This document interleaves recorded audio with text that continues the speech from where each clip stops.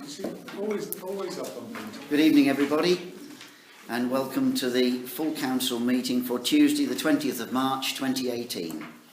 And the first item on the agenda, please, is item 221, apologies for absence. I've had apologies from Councillor Humphreys, Councillor Glenn, Councillor N. Oakes, Councillor S. Oakes and Councillor Fuller.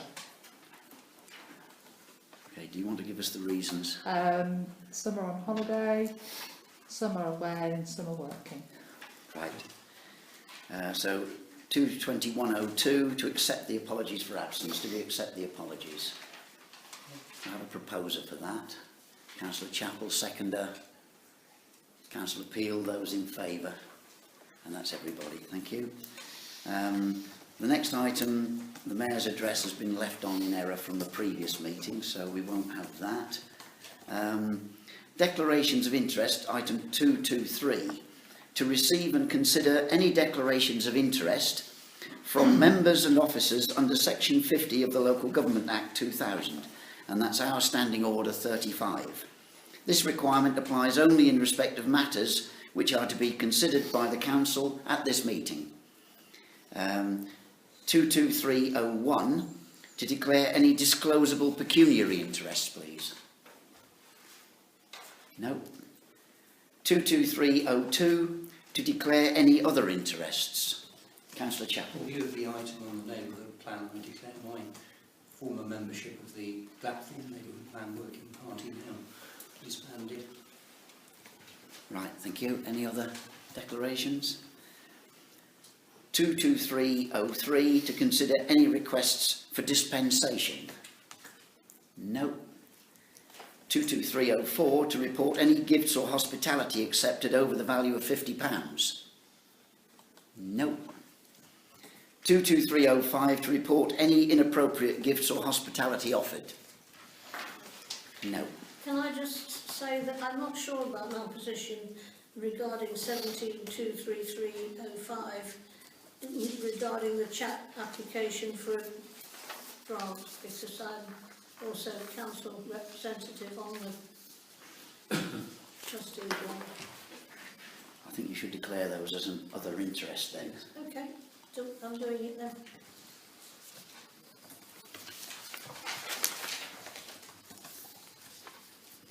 Okay. We move on then to 224, minutes of previous meetings. If I take 22401, the proposition to approve and sign the minutes of the full council meeting held on the 20th of February 2018 as an accurate record, our standing order 10C. I have just made one change. As Councillor Chappell arrived a little bit into the meeting, I'd missed him off the list, but I have now added him onto the top of the Thank list. you. Put your hand in. Were there any other comments on that? You've all seen these in your pack. Is everybody happy with them? Those that were there? In which case, can I have the proposer, please? Councillor Chesser, and a seconder, please. Councillor Clark. Those in favour? And that's everybody. Thank you.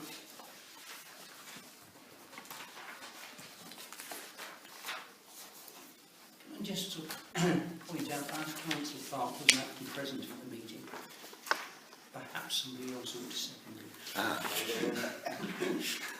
He wasn't. You're quite correct. He wasn't. We need another seconder. Councillor Hutton will second it. Thank you.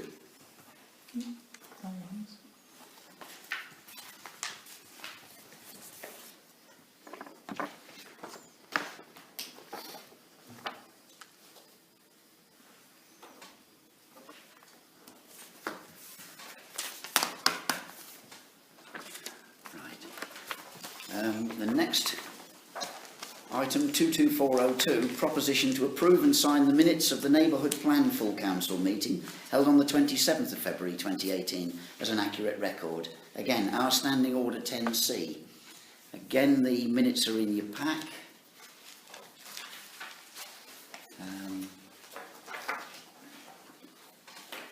Those present were Councillors Sparks, Chappell, Chesser, Peel, Hutton, Fuller and Clark. Do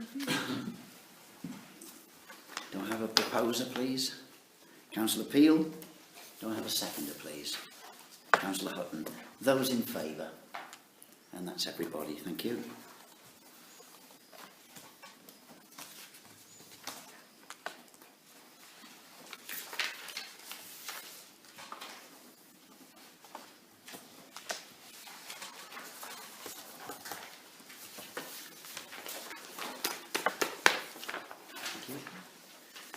And move on to 22403, proposition to approve and sign the minutes of the Neighbourhood Plan Full Council meeting held on the 6th of March 2018 as an accurate record. Standing order 10C. Present for that one, Councillors Sparks, Chappell, Hutton, Clark, Peel, Fuller. Do I have a proposer, please? Councillor Peel again, seconded Councillor Hutton. Those in favour? And that's everybody. Lovely.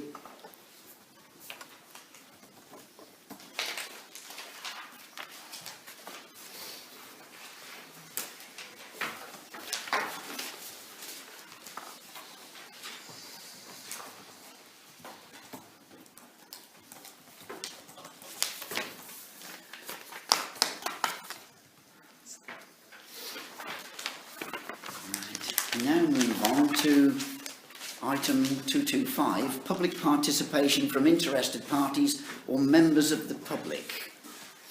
Have you had any Yes, I have. notifications? Notification from Christina Cork. of the Green Group? Yes. Okay.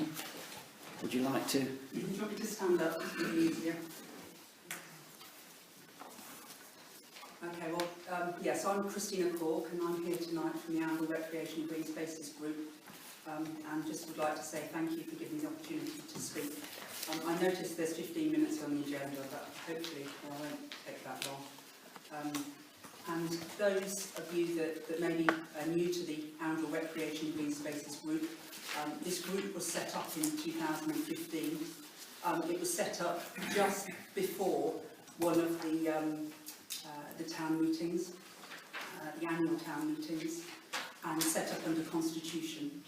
And the reason that we established ourselves at that point was in response to the amazing groundswell of support within the town for protection of our green spaces and playing fields, because that was the time when there were some announcements about playing fields and the use of them. As I say, it was in recognition of the sort of the community wanted these spaces protected.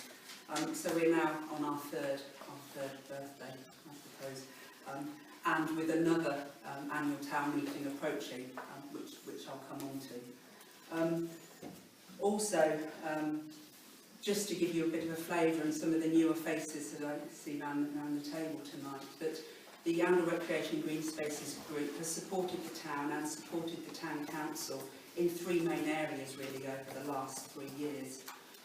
The first thing that it's done is it responded to what's called the Section 77 consultation that Northants County Council ran, and that Section 77 is jargon for the permission of the Secretary of State for Education to dispose of playing fields. So any area that's been a playing field in the last 10 years needs Secretary of State for Education permission before they sell. So that was the first thing that we did. And this isn't in a chronological order because it was exhausting in some instances, and some of these things were going in parallel. The second thing we did was really support the town council's application for village green status on Fletton Field, and that involved a huge amount of work, but also what we found was a huge amount of interest from the residents of Angle and engagement in the public inquiry that came forward. And Councillor Chesser spoke at the time in the public inquiry as mayor, and we had witnesses queuing up to speak about their experiences and their use of the field. And actually, in reflecting on it, we weren't successful in getting the village green status. It's an incredibly high bar, and in the inspector's report, there was no suggestion that there wasn't a huge amount of use of Fletton Field. It's just, it was on the technicality of was it by right or as of right, so whether or not it had permission or not. And that's really essentially why the Village Green application wasn't successful. But in all of that, sorry, this is Jacob. In all of that, we've got a huge amount of evidence of use, and in that process, the actual historical and cultural evidence of use, going back 120 years of community ownership, public ownership of Fletton Field, from the time it was gifted to the Unions of the Poor to be used as an allotment associated with Fletton House. And the third thing, so my first two, the third thing was actually supporting the Town Council's application for the community asset listing.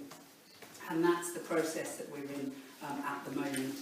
And obviously that was making us a case and helping the council put a statement of case together to our district councillors about the social value to the town and future value to the town as well. And of course that was accepted, and we are now where we are. And I know that Roy gave an update at the last meeting, and very thankful that the town has started now the moratorium process.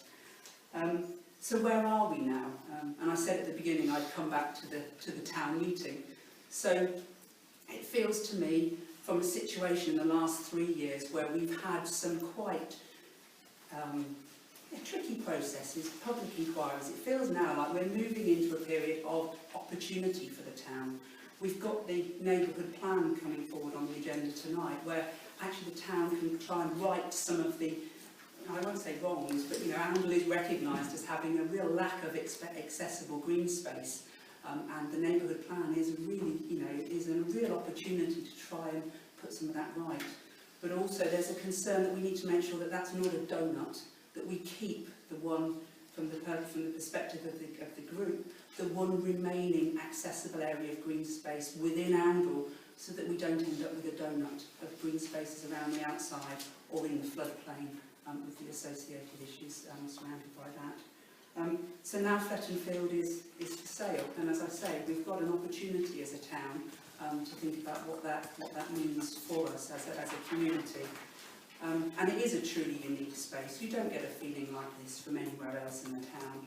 I remember when I first went on Fletton Field, and it was after my daughter Johanna had been on the field as part of her autumn walk for school. And she said, "Oh Mum, you need to come and see our school field." I went, "Right, okay, let's go." And the feeling that you got when you walked in there is quite unique in anywhere else in Oundle. And as I say, it's got a massive historical and cultural history. But it also has got massive opportunities going forward for the clubs, the associations that use Fletton House, its strategic importance in relation to where it is with the hub, the community groups that used to use it that can't use it at the moment for fear of the signage on the field. It's a preschool that takes place underneath where we're standing now, the FAB group that previously used the field. That we've really got this opportunity. But what we suggest is actually there's a real need for some joined up thinking here from amongst the community. And that actually there's a real opportunity at the town meeting to continue this conversation with the town about what's the future for Fletton Field in their view, and to present the opportunities and to also get some feedback from the residents as to what they want from Fletton Field. And what does the preschool want? What does Oundle Town Football Club possibly? What do the FAD Club need? To actually really present this as a joint thinking. Thank you, Jacob. Okay. And before we can actually even think as a community about how we're funding and what our bid might look like, we really need that vision of the town, to jointly create that. So what I'd suggest, if we can, is have an agenda item at the annual town meeting on Fletton Field where we can present some ideas and get some feedback. But also, in my mind, is we've got till the 23rd of August as a community to put a bid in on Fletton Field under the process. And that time is not many months away in order to do that. So time is really of the essence. And I would like to thank Councillor Sparks for his support and coming along to some of our Green Spaces meetings. And there's lots of questions as a community that we need to crack on. Okay, thank you very much. Thank you. Any comments on that from anybody?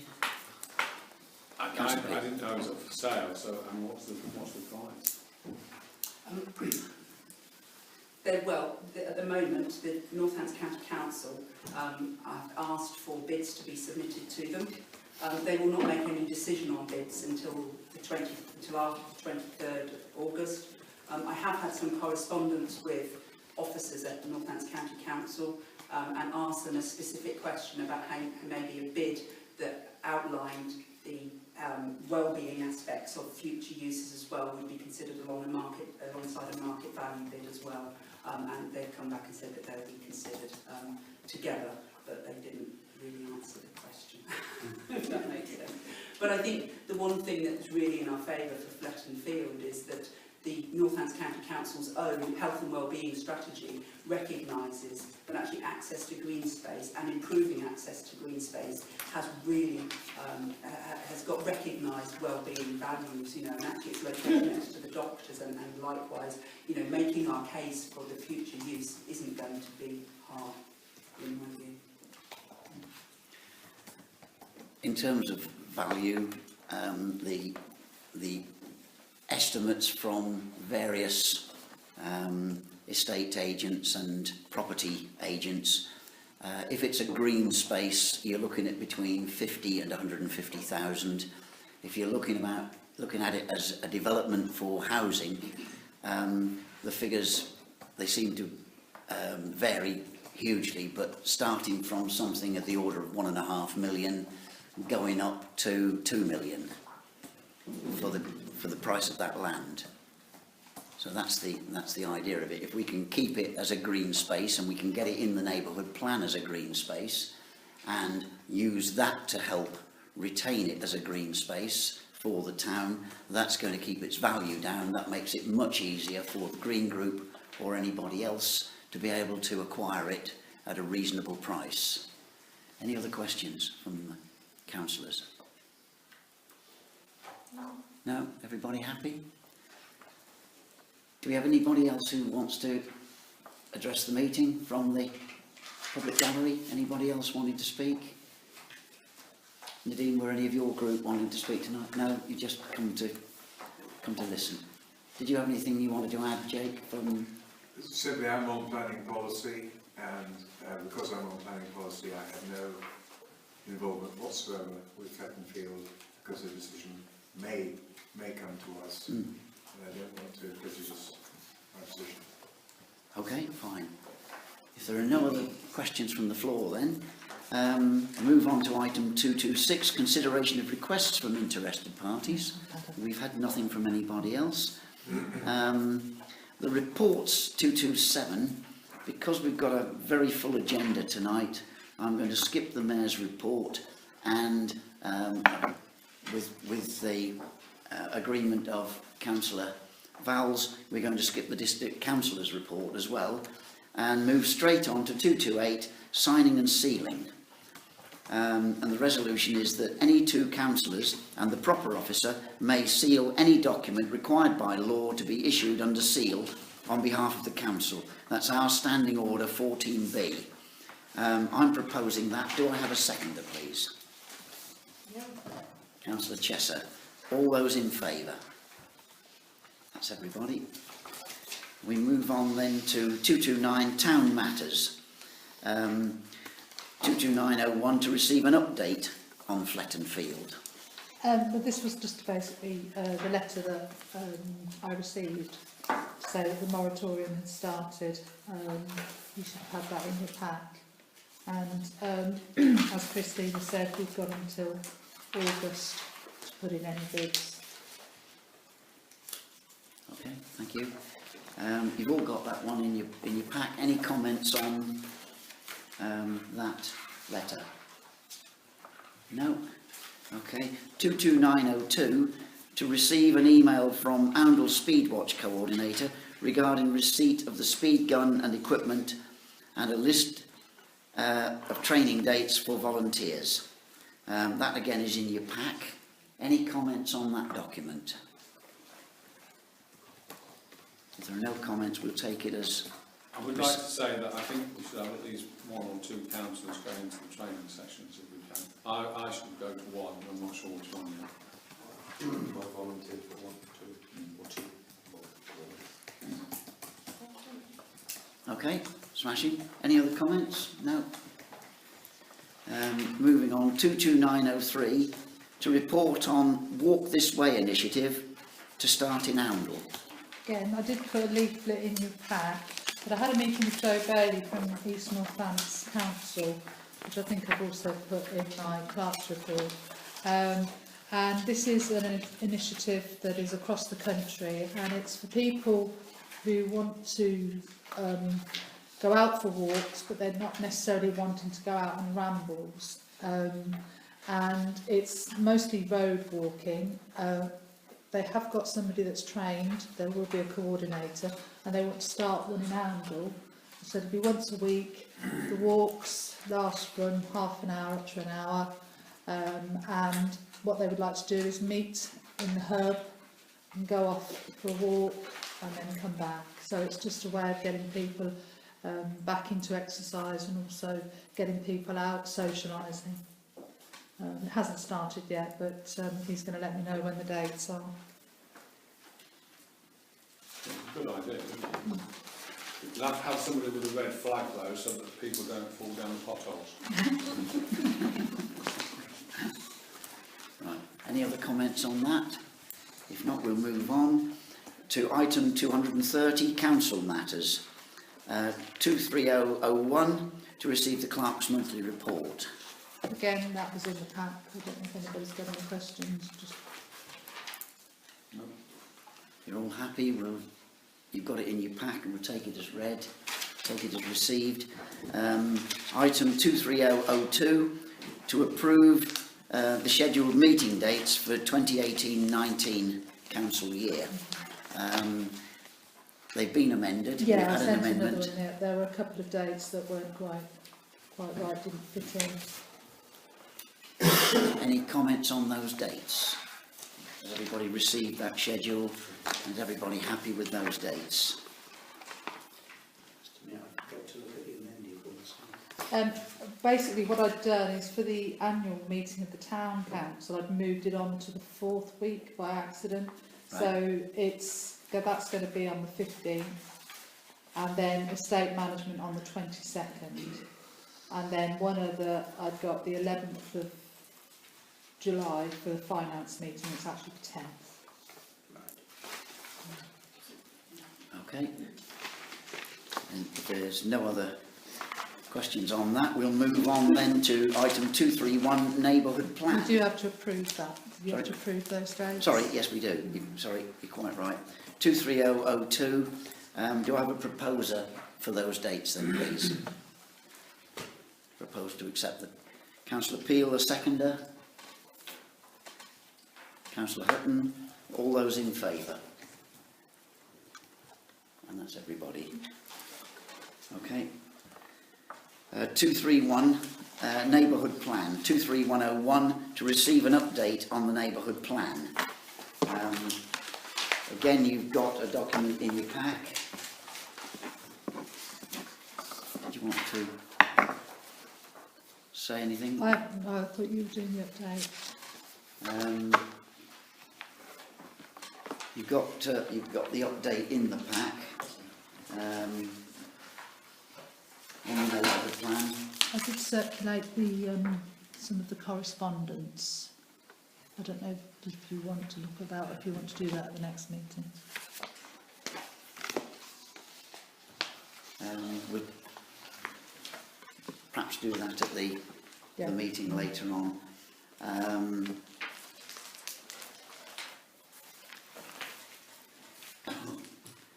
What we have received was one of the items that's in your pack is a submission from some of the residents relating to the reasons why they feel that the St Christopher's Drive site number 1 in the neighbourhood plan, is not appropriate and should be removed from the plan. We've got these, you've got this in your pack. It's a very well prepared document listing the many points. They were asking, and there are representatives of that group here tonight, they were asking that they present this to our meeting, but then after discussion by email with them, they have agreed that perhaps the best plan of action is to leave it till we're into Regulation 14 and then submit this when we're in Regulation 14 officially, which if we approve the plan tonight will begin on the 9th of April. And that's when we go into the official public consultation period. And then all comments received during that time will be considered and any necessary amendments made to the neighbourhood plan. We continue to have a number of meetings about neighbourhood plan. I've had a number of meetings with the working group and we've been pulling together various bits of the plan to get it together at the last minute. We've had some work done on housing, we've had some work done on the green space, the HRA and SEA, that's the environmental assessment, and the habitat regulations assessment. I've sent a first draft of those today to the planning officers at East Northants District Council for them to look over. They're going to send that to the appropriate bodies to ensure that, to find out whether they have any objections, whether they have anything that they think we should look at. What we're proposing is that in view of the fact that we are some distance from anything that would affect environment or habitat, that in fact we can send in a return which simply says effectively we have nothing that should concern any of the bodies like the Environment Agency, and that we can effectively put in the short form of the return saying that there is nothing substantial that we need to report. If they come back saying that there is anything locally, then we will have to fill in the full reports. We've been advised, haven't we, that that can cost us anything from £10,000 to £20,000 to carry out full assessments. So we're rather hoping that because we're at least 3 kilometres from any of the nearest sites that might be affected, that we're far enough away not to need to fill in the full assessments. And that should save us a huge amount of money. So I'm waiting on those to be returned. I think that pretty well brings us up to date with neighbourhood plan as to where we are in terms of running the update. If everybody's happy with that, any questions on the neighbourhood plan update? No, everybody happy? Item 23102, to approve the neighbourhood plan for Regulation 14. This is going to be quite a big job tonight. You've had the latest version of the plan with the updates for you to consider. That was sent to you on part of it Thursday, part of it Friday, for you to have a look through. You'll notice that I've added the section on the green spaces to it, and there's a section in there on events in town from Councillor Chesser. There's a section that you've got on paper tonight given to you on housing to be inserted in place of those sections 5.53 through to 5.59 on housing. What we've also got to check is that we've got the correct maps on one or two of those sites, and we're okay to go ahead, I'm told, with Regulation 14 without the HRA and SEA. They normally like them to be submitted immediately before you go to that stage of Regulation 14. You can't do it too much in advance because if you do, they throw it out and say it could change. So it has to be submitted at the last minute. We have submitted it. It doesn't matter if it runs in parallel with Regulation 14, they've told me, and they're quite happy to receive it as we have done now. So we're all in order with that. I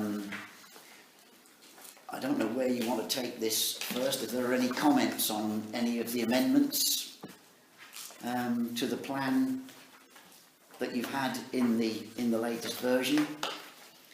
You'll note I've listed the sites which are come under the categories of green space. You'll notice that under what is termed local green space, which are the ones, the key ones that we need to protect, top of the list there is Fletton Field. And you'll notice some other key green spaces in there that need to be preserved. And then there are other areas under policy 03 called important open space, which are handled in a slightly different way. They're important, but not quite as important as the local green space. I've also put into one of the sections, I believe it comes under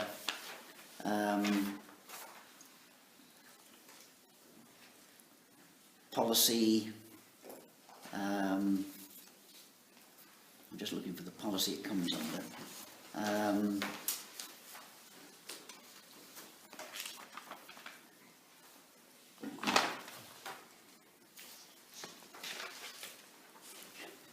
I think it comes under policy 05 on provision and enhancement of open space. I've mentioned in there the car parks in the town, because we need to preserve those somewhere in the plan. And I've included, though it might be contentious, I've included the one on which we've now got a lease. We don't actually own that site.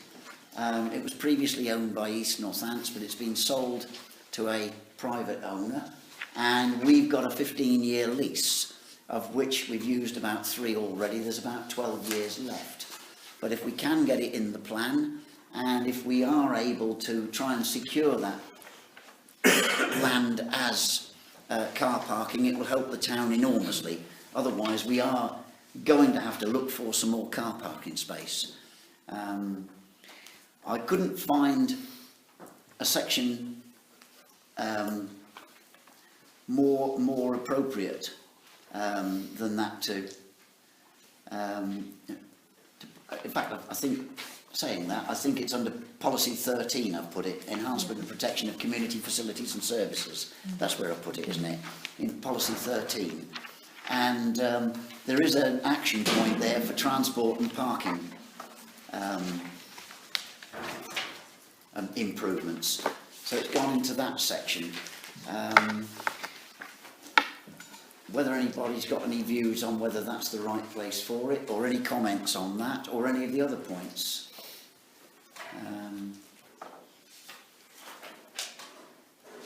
Councillor Chappell. On the car parking, yes, I think it probably is the most appropriate place to put it, and it's essential that we try and see if we can restrict the way in which the East Road car park can be used in future, because if we succeed in that, and we keep that available as a car park throughout the plan period, which will exceed the lease period. So it seems to me that that's a very good idea. The only other thing I want to pick up on, in the new section on housing that's been handed around this evening, there is reference to the sort of site allocation process, identifying 7 sites, and it goes on. And there's a bit a little bit later on in there which talks about the fact that there are sites which have been identified as potentially developable in the period beyond the plan, so after 2031. There is, of course, another site which was considered as a potential reserve site, which is the called Benfield Road South, which was not included within the plan at all because it was in essence surplus to requirements, but was identified as being a potentially suitable site and one that could be brought forward in the probably somewhat unlikely event that it wasn't going to be possible to meet our housing needs from the identified and allocated sites. And I don't know whether it's proposed at this stage, particularly bearing in mind the changes to numbers that have occurred since we did that exercise, because the numbers required have dropped by about 50. Whether we've now decided to park that site completely and not even refer to it as a potential reserve site, or whether it's going to still be incorporated. That's one of the things we need to decide tonight, is whether any of those sites that were going to be essentially for development after the plan period of up to 2031, or called into action perhaps if there was a shortage of sites, which isn't going to be the case. We're not going to have a shortage of sites, I don't think, to develop on. So I don't think any of them will be called into play within this plan, but I think that we need to discuss whether we show them on the plan as sites, potential sites after 2031, and I'll leave that to you, how we show them and where we put them in the plan. Certainly when we were talking to potential developers, the promoters of the effectively three sites, Benfield Road North, Benfield Road South, which is in fact the same owner, and the site of St Christopher's Drive, certainly they were all under the impression some time ago that those particular sites would be identified. They are only identified. This isn't committing us to anything. If you think about what was in the Laurel, Northamble and Thrapston plan, where it identified 2 sites for potential development beyond the plan period, well, we've looked at those sites, and in fact the numbers that we're proposing for those sites are vastly less than the RNOTP model, and restricted to part of the sites within the ownership of particular owners. Yes. But I can see the merit in having something in the plan to that effect, to actually flag up these things. Yes. I think Certainly at this stage of Regulation 14, because it seems to me that what we present at this stage might in fact become possibly significantly different at the end of the consultation period. I'm not saying it will, but you can see why it might do. And again, it comes back to this numbers game. yes. The whole thing was predicated on needing a minimum of 257 and building in a margin, and suddenly it's 208. With the exception of the site to the south of the Benfield Road, which is a site on its own really, it's not part of the, there is another development to the south of Benfield Road, that's behind Wakeley Close, but this is slightly further out of town than that, slightly beyond that one in the direction of Benfield, and that's a site on its own.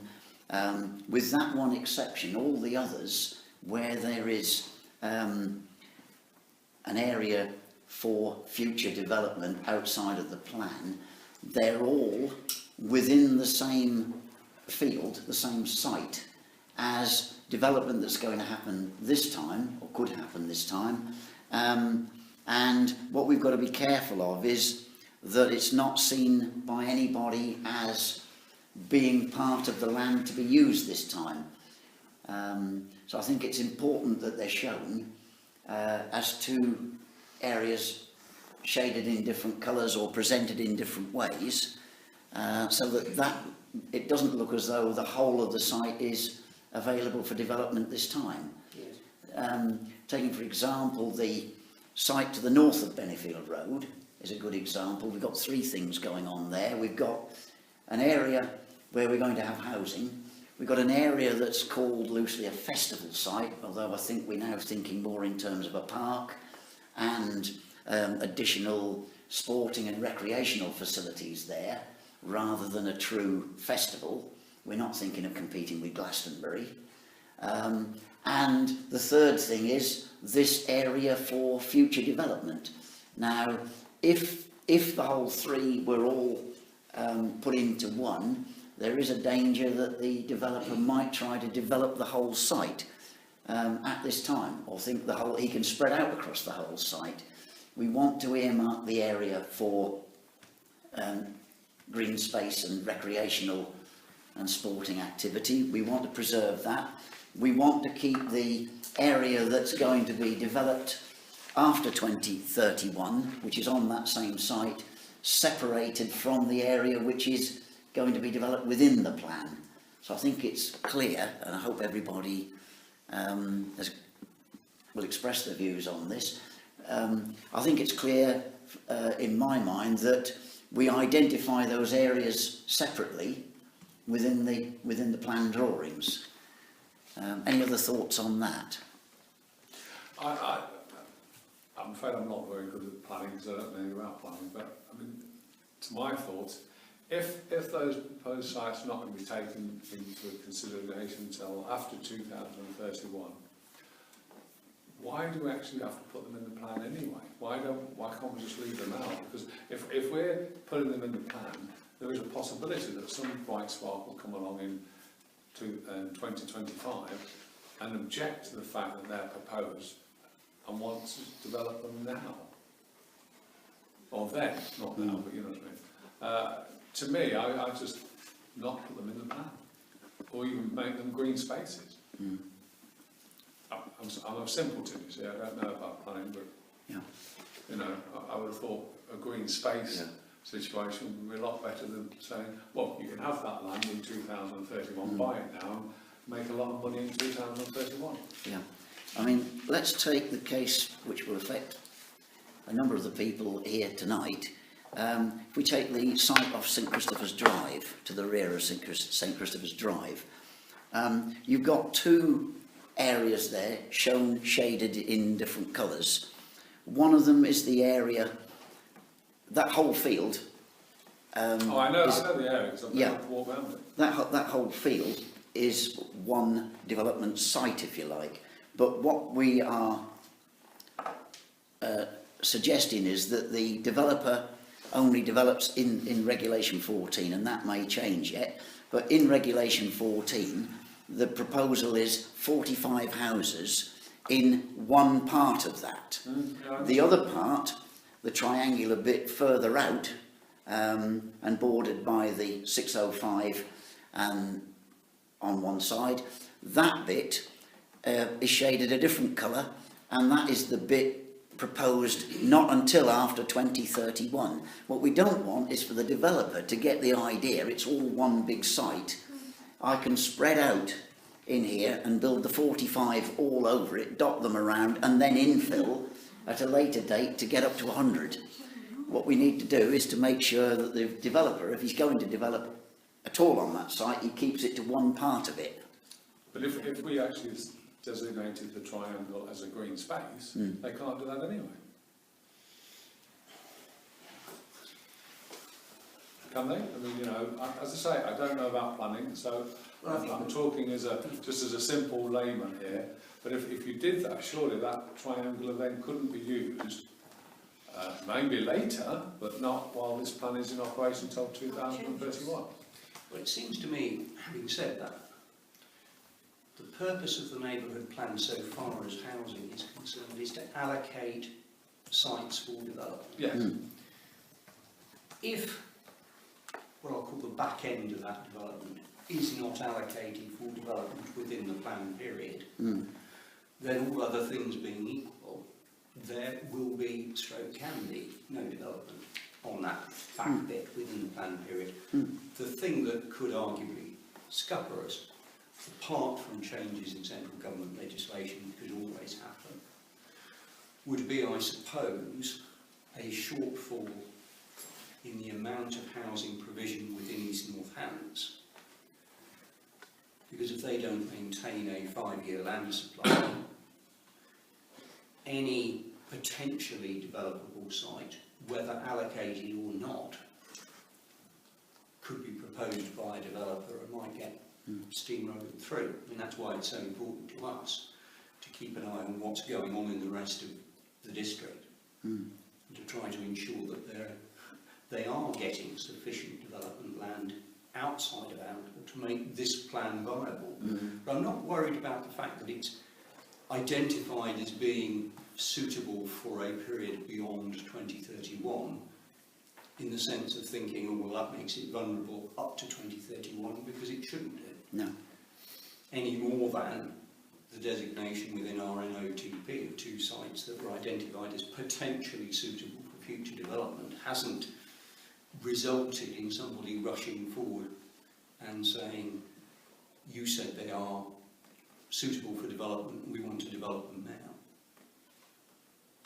Which was the argument that scuppered the St Christopher's Road site, because when Persimmon put in a planning application for that, it was at a time when arguably the RNOTP was carrying more weight than it does now, some sort of 3 years on.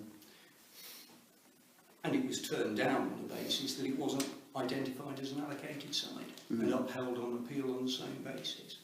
So if we don't allocate the land for development in the planned period, with luck, there will be no development within the planned period.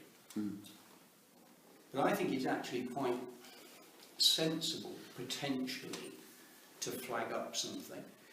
After all, when you think back to RNOTP, that did identify certain land between Herne Road and Ashton Road as suitable for development. It also identified the dairy farm site at Stoke Hill as suitable for development. For various reasons, no planning application has ever come forward for either of those sites, and as far as I can see, is quite unlikely to at the moment. So you may find that for whatever reason, a site that you had put forward for development doesn't end up coming forward. I appreciate that on Ashton Road, Herne Road, perhaps one of the reasons for that was the complicated ownership structure. But that certainly doesn't apply to the Stoke Hill site, which as far as I know is in one ownership. But for whatever reason, that owner seems to have given up on the idea of undertaking development and didn't even propose that site for inclusion within our neighbourhood plan, and therefore it's not in there. I can see your argument. I don't know whether it's, well, as I say, I'm not a planner, so I'm only sort of speaking from what I think. And I mean, if everybody thinks that it should be in there as a proposed site after 2031, I'll go along with it. I just don't realise, really think, why should they? Why should the person? That's all I'd say. Yeah, I think we just got to make sure that we identify the area where development is proposed within this plan as it stands at the moment, and anything surplus to that, which will be after 2031, is shown in some of the different colour coding or whatever, so that it keeps it separate, so that it doesn't get mixed up and accidentally developed and used this time round. No, I understand the argument, and I mean, listening to some of the reports we've had recently about housing and the increase in housing that this government wants to propose and to build, according to that, then there's a lot more houses going to be built in and around Oundle than we're even proposing now, to be honest, in the long term, or even the short to medium term. Can I have a proposal on what we're going to do with these maps? Because they need to be consistent, I think, throughout. Whatever we do on one needs to be the same on all of them, so that we've got a consistent approach to showing these areas of development outside of the neighbourhood plan. Well, it's clear to me that we do have to be very careful about what we identify. And that doesn't, I mean, it's not just those sites. If you think about the Cotteslock Road, St Peters Road site, we have said that the area for development is a very restricted part on the front end of that site, and that the rest of it should remain green. If you think about the Bennefield Road site, Millersfield, we've said that should be effectively either a terrace or a broken terrace, if you like, but simply a strip of houses along there with green space and allotments behind. So it's very, very important that we do make clear where the residential bit goes on any one side. And I think it is also clear that if we are going to refer to backup sites, whatever you want to call them, that they too must be shown clearly for what they are. Whether people feel we should include them at all, or whether people would prefer not to see them referred to, I think it's a matter of personal judgment. I think I would put them in for preference, but I can understand why people might say no. If they go, and then I agree entirely, but you've got to separate them, you've got to sort of make it very clear that they're separated. I just don't know. You don't want to mislead anybody by, if one of these sites did get developed at some later date, people saying we never knew that was a possibility. I think if they're in there in a different colour shading, then that identifies them. The proposal is not to use them before 2031.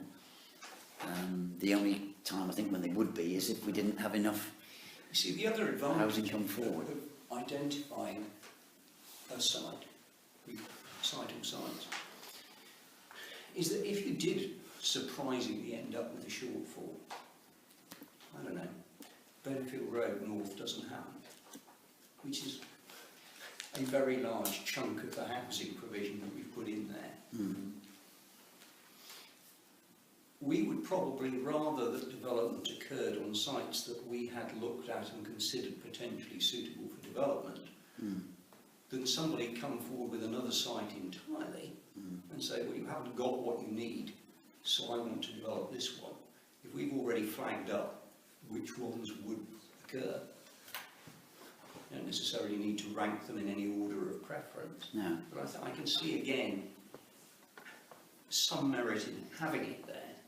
I think the chances of needing it for that purpose are pretty remote actually, but nevertheless, if it's there, it's there. It's difficult to see how it can do any harm, in my view. Yeah, the recommendation from the working group, when we went through this and discussed it with them, the recommendation there was that we have them in the plan, but we have them shaded a different colour. That was their suggestion. I know at one stage the consultant showed the whole areas, but there are some serious dangers with that, which we've all discussed, and I think we've all ruled that out. So I think the maps that are shown here at the moment, we need to make sure that these. Go back to the original ones. Yeah. If it needs a formal proposal, then I propose that we accept the recommendation from the working party that looked into this, Yeah. and actually deal with it in that way. Can I have that as a proposal then? And then do I have a seconder? Councillor Hutton, and those in favour? Anybody against? Any abstentions? 2 abstentions. Any other points on this note that you've been handed this evening? I think the housing bit has been covered by the working group there. They've looked through this, and those are the notes of their comments on this. Can I just say that, in a sense, on reflection, although I was very concerned that because of the fall in number apparently required through the JCS, our plan might be seen to be out of line and maybe we should be doing something about it. I've come to the view that if we are to do it, it should be after the Regulation 14 and in response to a formal element of consultation rather than to what's happened so far, which is to some degree a partial consultation. We're obviously going to take into account everything that we've heard pre the formal Regulation 14 consultation in any event. Though I dare say some of those who have made points to us previously will make the same points all over again formally within Regulation 14. Yeah, we should count all those points that we've already received. Exactly. But we're going to have then we're going to have a very interesting issue to confront, which is whether, if there is some sort of groundswell behind the idea of reducing numbers, how do we go about it? But I think we could, to some extent, I think we can probably duck that decision until after the Regulation 14 consultation has been concluded. Yes, I think public opinion is going to be a valuable help in deciding some of these sites. I think innovative. Any more comments on any of this? No, I agree with Councillor Chapel. We should leave the reduction, if there is any reduction after the 14 has been dealt with. Okay.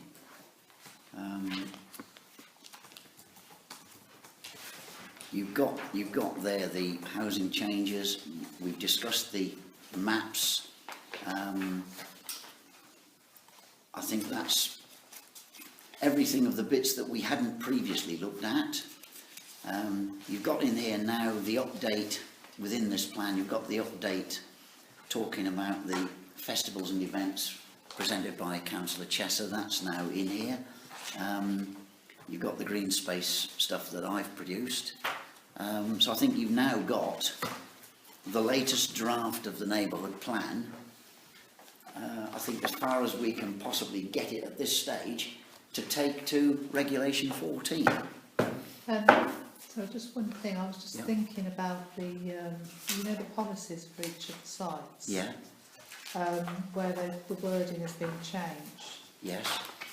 Are you looking to keep that wording as it is? Or, because I know there was some concern because like the site owners of Millersfield were Yes. not happy with some of the wording that had been used in that. No.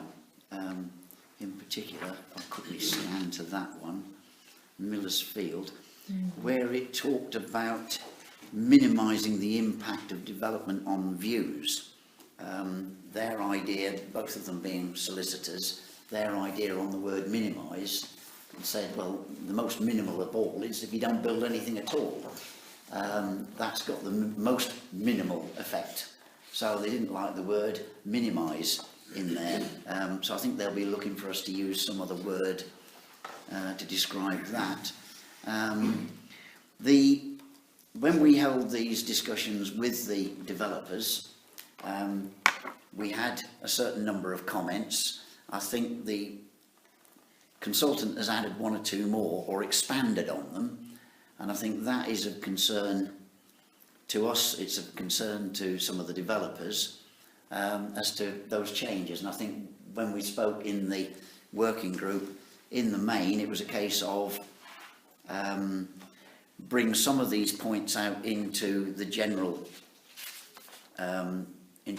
text, which is some of what the changes are on these 2 pages that you've got, and that in the main we revert to the text which had been agreed by all parties, because that's pretty well what they'd signed up to. That's your understanding of it as well. Yeah.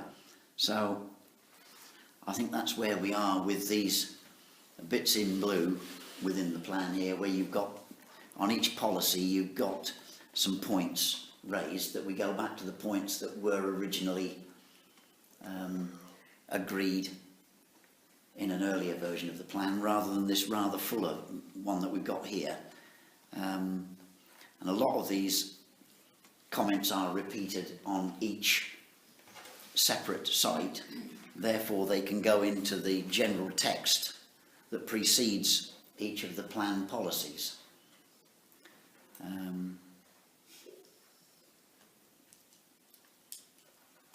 there any further comments on that?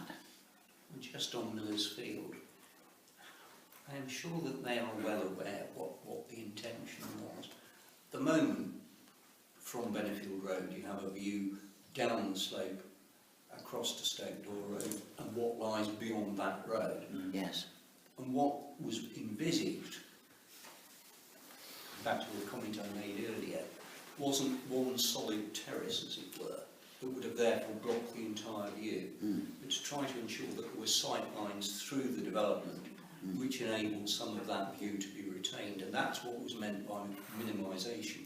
Whether you want to try and use a slightly different phraseology like the preservation of the views, to not be prevented by the development or something along those lines, but I don't see there being any great difference between what the developer, I think, envisages and what we envisage. Because the other thing was that there was also going to be a route clearly through there in order to access the allotments and so on behind, and there has to be enough space for people to be able to get down there. Yes. And take advantage not only of the allotments, but of the fact that there was going to be some public area, if you like, as well, close to the brook. Yes. Yeah, that site is broken up into 3 bits. There's a public area at the bottom, which will be a wildlife area, if you like.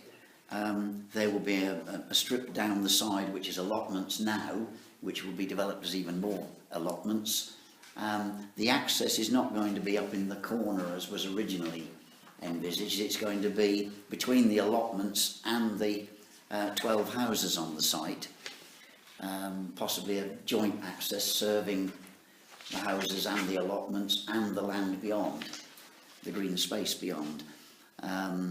So there's been a bit of rearrangement on that site, and the Millers are quite happy with that idea.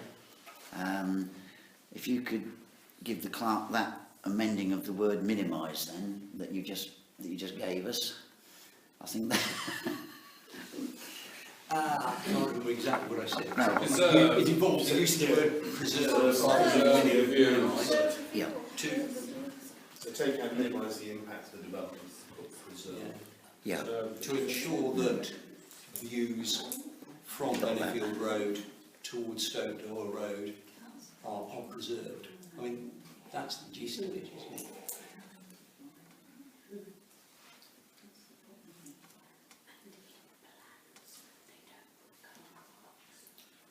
Do you want me to put the views into the open countryside from Benefield Road are preserved? Yeah.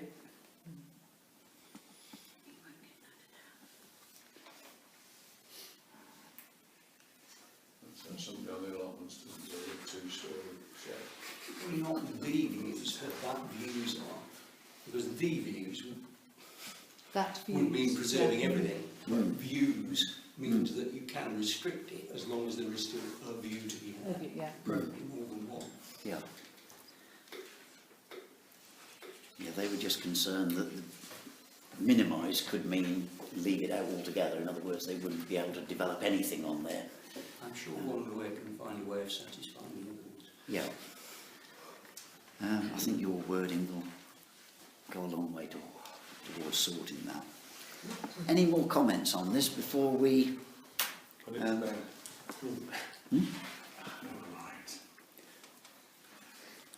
Because if you're happy with that and you're happy with the other bits that we've considered, unless anybody's got anything else in the neighbourhood plan, I'm going to suggest that 231... Sorry, Yep. do you see these policies, you want me to amend these policies to what was sent out originally to the developers? Yes. Okay. Yes, because the other words have gone into this general text. We can go through those later this week. We can go through those and check those through. Okay. So if there's nothing else, can I have a proposal that we approve the neighbourhood plan ready for? Is this a point, or is this No, still this is a me proposition? proposing that we approve Okay. the neighbourhood plan as Killing now us. drafted, so we can get on with it. I thought the hand was going up again for one horrible moment. Right, we have a proposition then from Councillor Chappell to approve the neighbourhood plan for Regulation 14. Do I have a seconder? Councillor Clark. Those in favour? Terrific.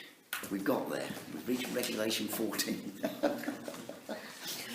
be able to sleep tonight. I will. Yeah.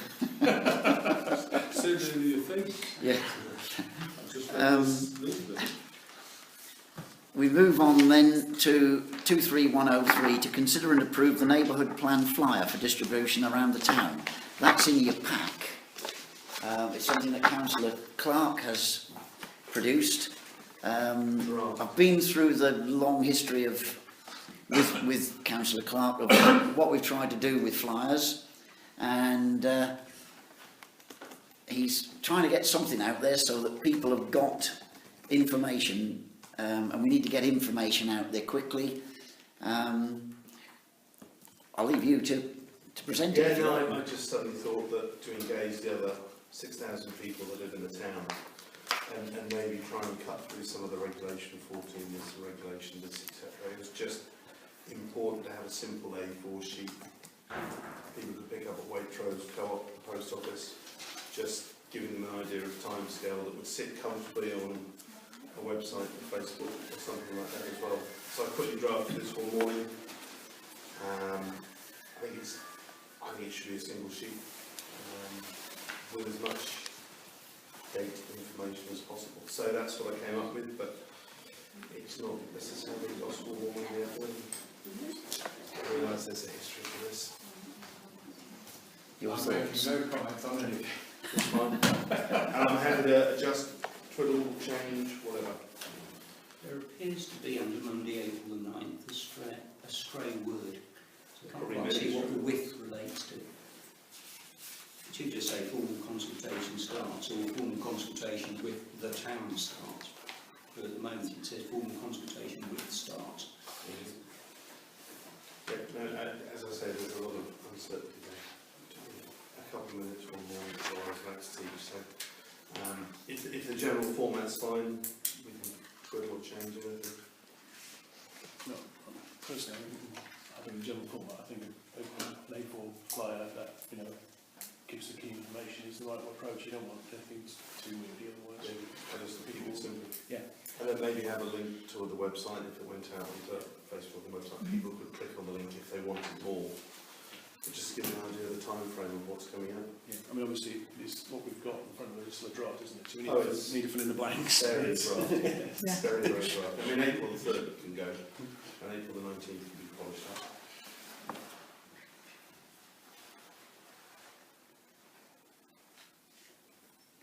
So would you want the formal consultation with the town, or just formal consultation starts? I just say formal consultation starts. Yeah, yeah. Who else is it going to be with? And then, Just on the line above that, April 3rd town plan gets approved. Should we not be consistent? Call it neighbourhood plan throughout. well, do we even need that section? If Okay. Yeah. I could get rid of that in the arrow, which would save space. Yeah. Yeah. No, you're right. Did we want to put that on it? I know, just to sort of continue that is that's going to go on the front of the plan. I think, personally, any pictures take up space, so as we can find lots and lots of space. But that's just, I think you were trying to get this down to a single page yeah. to go I out. just thought it might attract people's eyes because they may not be attracted to that to read it. Yeah, well, we can make, if there's space, yeah, we can make I mean, we the can- plan yeah. section bigger. I mean, and you can do that small. You don't have to make that big. Yeah. Yeah. That's a useful thought. Any more thoughts on it? Any more ideas? No, looks Question good. marks taken out maybe? But I think, you know, we need to get as much communication out there as we can on social media, in the flyers that we put out, loose inside the Mean Valley News or the Oracle or whatever, articles in the Oracle and everywhere else we can get them to tell people as much information as possible, as often as possible. I think the more we reinforce the message, the better. I've seen what I think is a typo. There's many typos. Oh, you don't mind then? I don't mean you're not going to do something about them, but No, the more the merrier, please.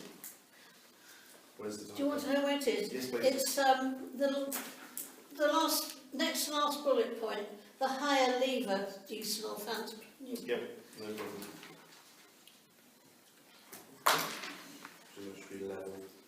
I mean, those 3 points at the bottom, I just thought it was worth preempting or putting something in about that. Absolutely. I'm wondering whether in the top one, The top of the bullet points. the first bullet point, maybe get rid of the words by law and just put ambulance required too. Yep. Or legally, That's what the council question is marks there. required to. But whether one actually puts the number in, or whether one just simply say Amberley is required to provide planned residential development between now and then a plan gives us a say in where the development might occur and where it can't, and the numbers. And maybe Those numbers are shifting sand. because the That's numbers why are, that's why as the Mayor it's says, slightly yeah. shifting sand, and they're a Yeah. bit of a hostage to fortune at the moment because there is a disparity between the number we put in there and the number that, on the face of it, we perhaps may be able to. I was about to say get away with it, that's not quite the No, right that's terminology. fine, that's easy. I don't know if carte blanche is a good phrase or not, whether it should be in italics. Yes, or if you wanted to make it shorter, just will be able to apply to. Still leaves the second one. And then the last point about merging with a higher level, not lever, East North House plan. Which means that decision's another typo.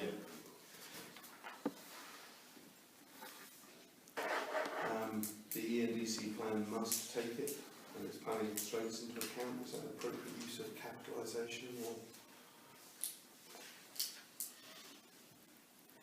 Sorry?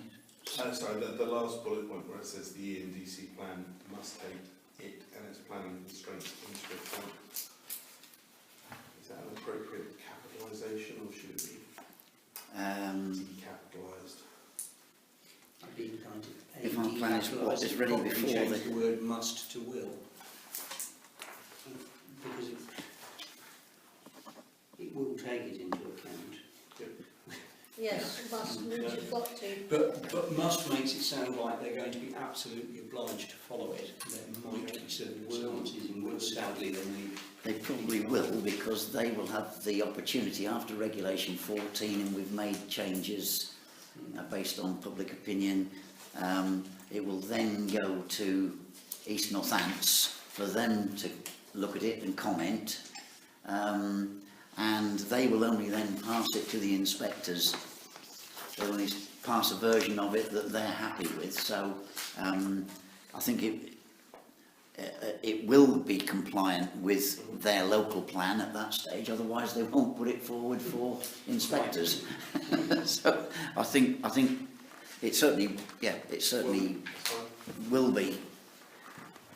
They might juggle with it first, but yeah, once they've seen it and approved it. I think just the last 3 questions at the bottom weren't for the flyer, they're just questions for me to raise, I suppose. Yeah. Number 2 and number 3, copies. Where will physical copies be? People can obviously look on the website. Will there be a copy in the council Yeah, we can library? print them off, yeah. We can print just a single one off ourselves.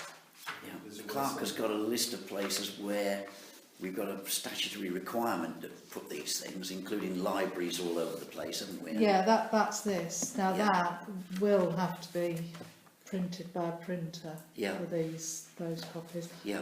Predominantly, most places are going to get them via PDF, but it's the libraries where we have to put a stack of hard copies. Yeah. So they're going out to a lot of places, but I mean, there's a lot of places where we, I think, should leave some of these type of copies as well. Yeah. Fletton House, Just places where Yeah. people sit and might talk. yeah, about the surgery is a good place, the library, places like that where people can go in and pick up a copy in hard copy. If they don't like working online, they can pick up a hard copy and they can download it or read it online or download it from our website. So that gives them all the options then. And is there any format that feedback has to come back in? It could be an email or a letter or Email. anything. Telephone, anything, yeah. Right, brilliant. Okay, I'll fiddle with that quickly tomorrow and send it around if that's all right. In terms of the feedback, it would obviously be instructive to know whether the person responding is a resident of Amble, perhaps potentially a resident of Blackthorn or Barnwell or wherever. Because I can imagine that potentially we may get quite a number of respondents from outside the town. Now, whether we want to differentiate between those who are resident in the town and comment and those who are outside it, forget for the moment official comments from the parish councils and other places, but what about the residents of Blackthorn or Cotterstock or wherever it is? And I don't know what the answer is to that. With regards to Regulation 14, people won't, they'll be advised to respond to East Northants, not direct to us, that's my understanding. It wasn't the way it was done in Blackthorn. It's not to say they were right. No, I'm not saying that there were or weren't. I mean, there's been no problem about it. Yeah. Because I know, well, Yeah, all it's the information that perfectly we received was to respond to, like, via the East Northants website. Right. Is that Reg 16 or Reg 14? Like you see, I would have thought They're that now was in Reg 16. I can't remember what we did with Regulation 14. Because whether Reg it's 16 is saying- the one that's done by ENC, and obviously those are comments that are going to have to go there. But I think the Regulation 14 stuff will simply come here. So is it worth asking if people feedback just to put a postcode on it or Well, it just has to be for that. if they're a resident of Handle? If they- yeah, that, so long as they do it before the 25th of May, Yeah. because then we'll have to do all Just sorts of What town or village you live in? changes to data protection. Oh. Yeah,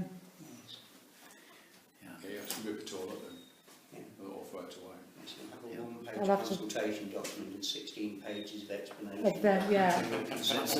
That's a good And reason for Holding and using your data. that's a good 2 reason lots for of authorisation. sticking to from- the 6 weeks of the public consultation, because if we went on, I was going to suggest, as Blackthorn and certain other places have done, that we could go on to the end of May and it wouldn't matter. But that's then going to get right into this data protection area where we might then end up with some complications, so it's perhaps best left at the 6 weeks this time around. Yeah.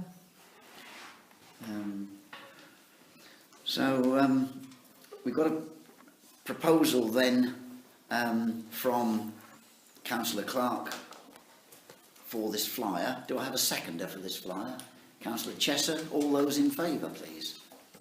Lovely. Brilliant. Over to you, Councillor Clark, to proceed with that. No problems. Okay. There's a gentleman here about Bassett Place, about the lights.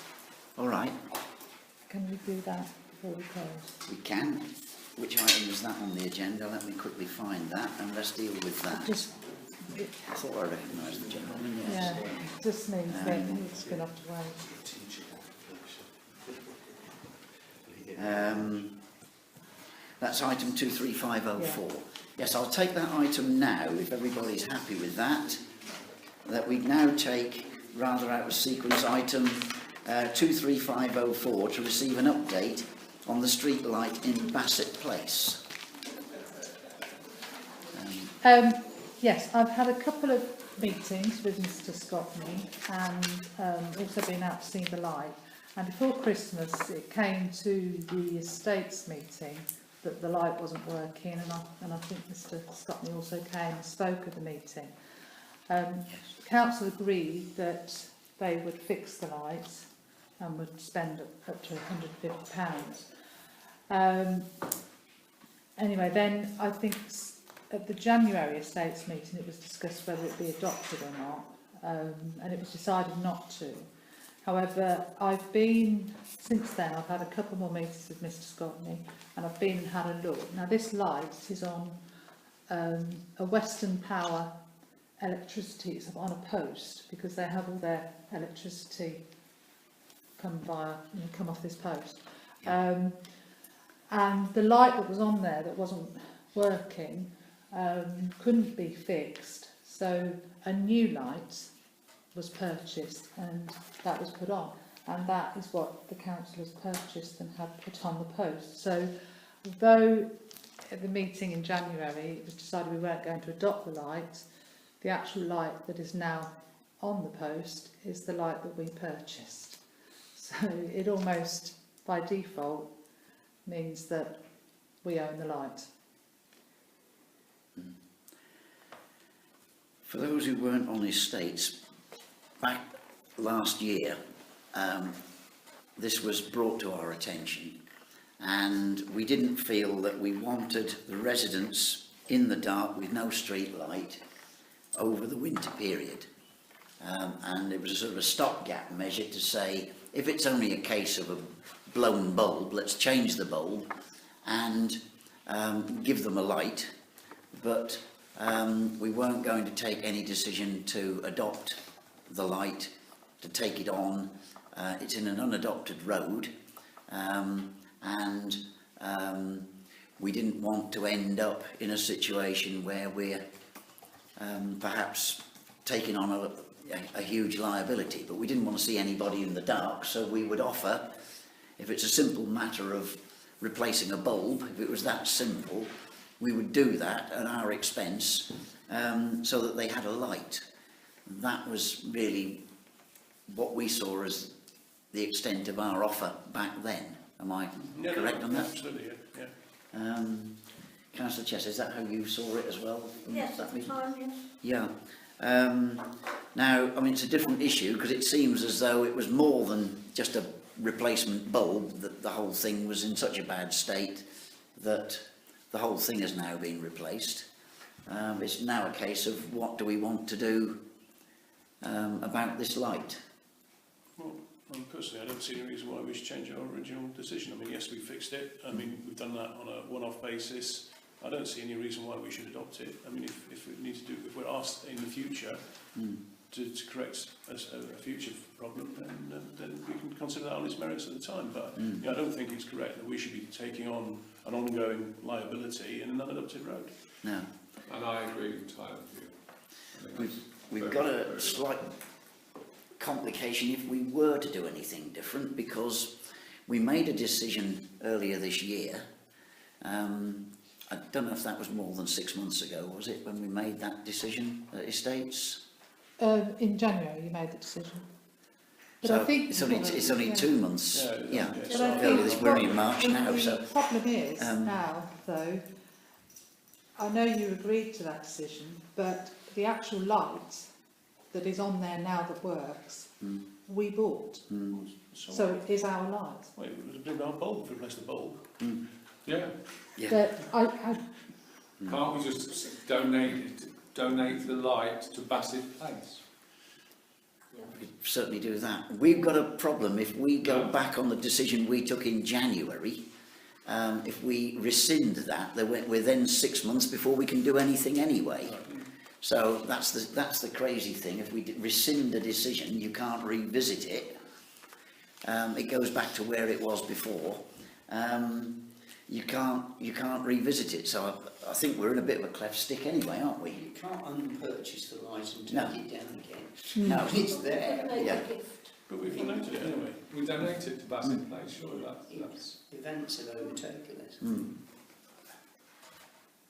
can't see that debating the finer points. We give it as a Christmas present to Bassett Place. Look at tinsel. But we'll bring some tinsel next year. We couldn't afford it this year because of the light cost. Am I allowed to reply? I'll allow you to, yes. I'll just allow you to speak, yes. Yes. I'm sorry, but this light has been in Bassett Place for the last 60 years, paid for by one authority or the other. How can you just walk away from it now? The authorities, I don't necessarily mean you, but a council of some sort.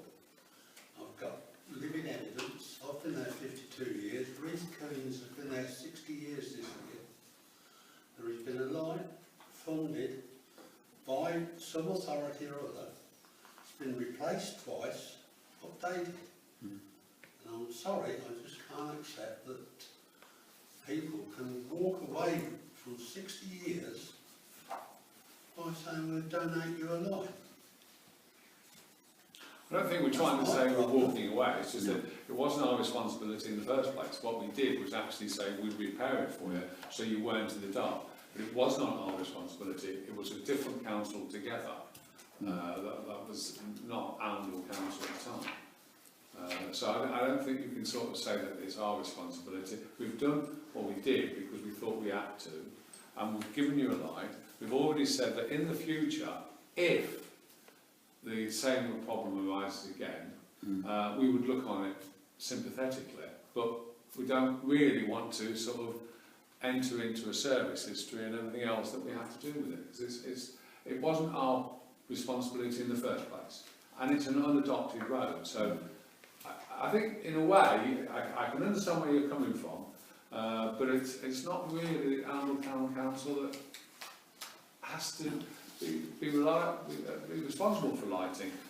It's normally, isn't it, as I get it right, all the lighting is East Northants Council, isn't it? We own some lights, and actually the lighting is Northamptonshire Highways. Yeah, so you see, it's there. Most of the lights On are their adopted responsibility on unadopted roads.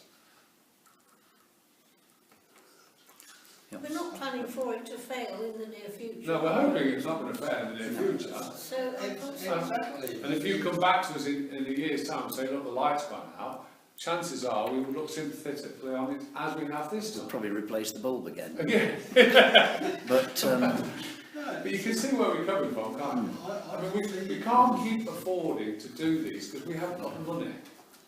if you've got documentation showing who was responsible for it, did you say 60 years ago?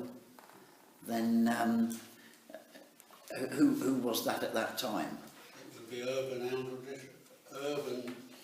Arundel Urban District Council. Urban District Council.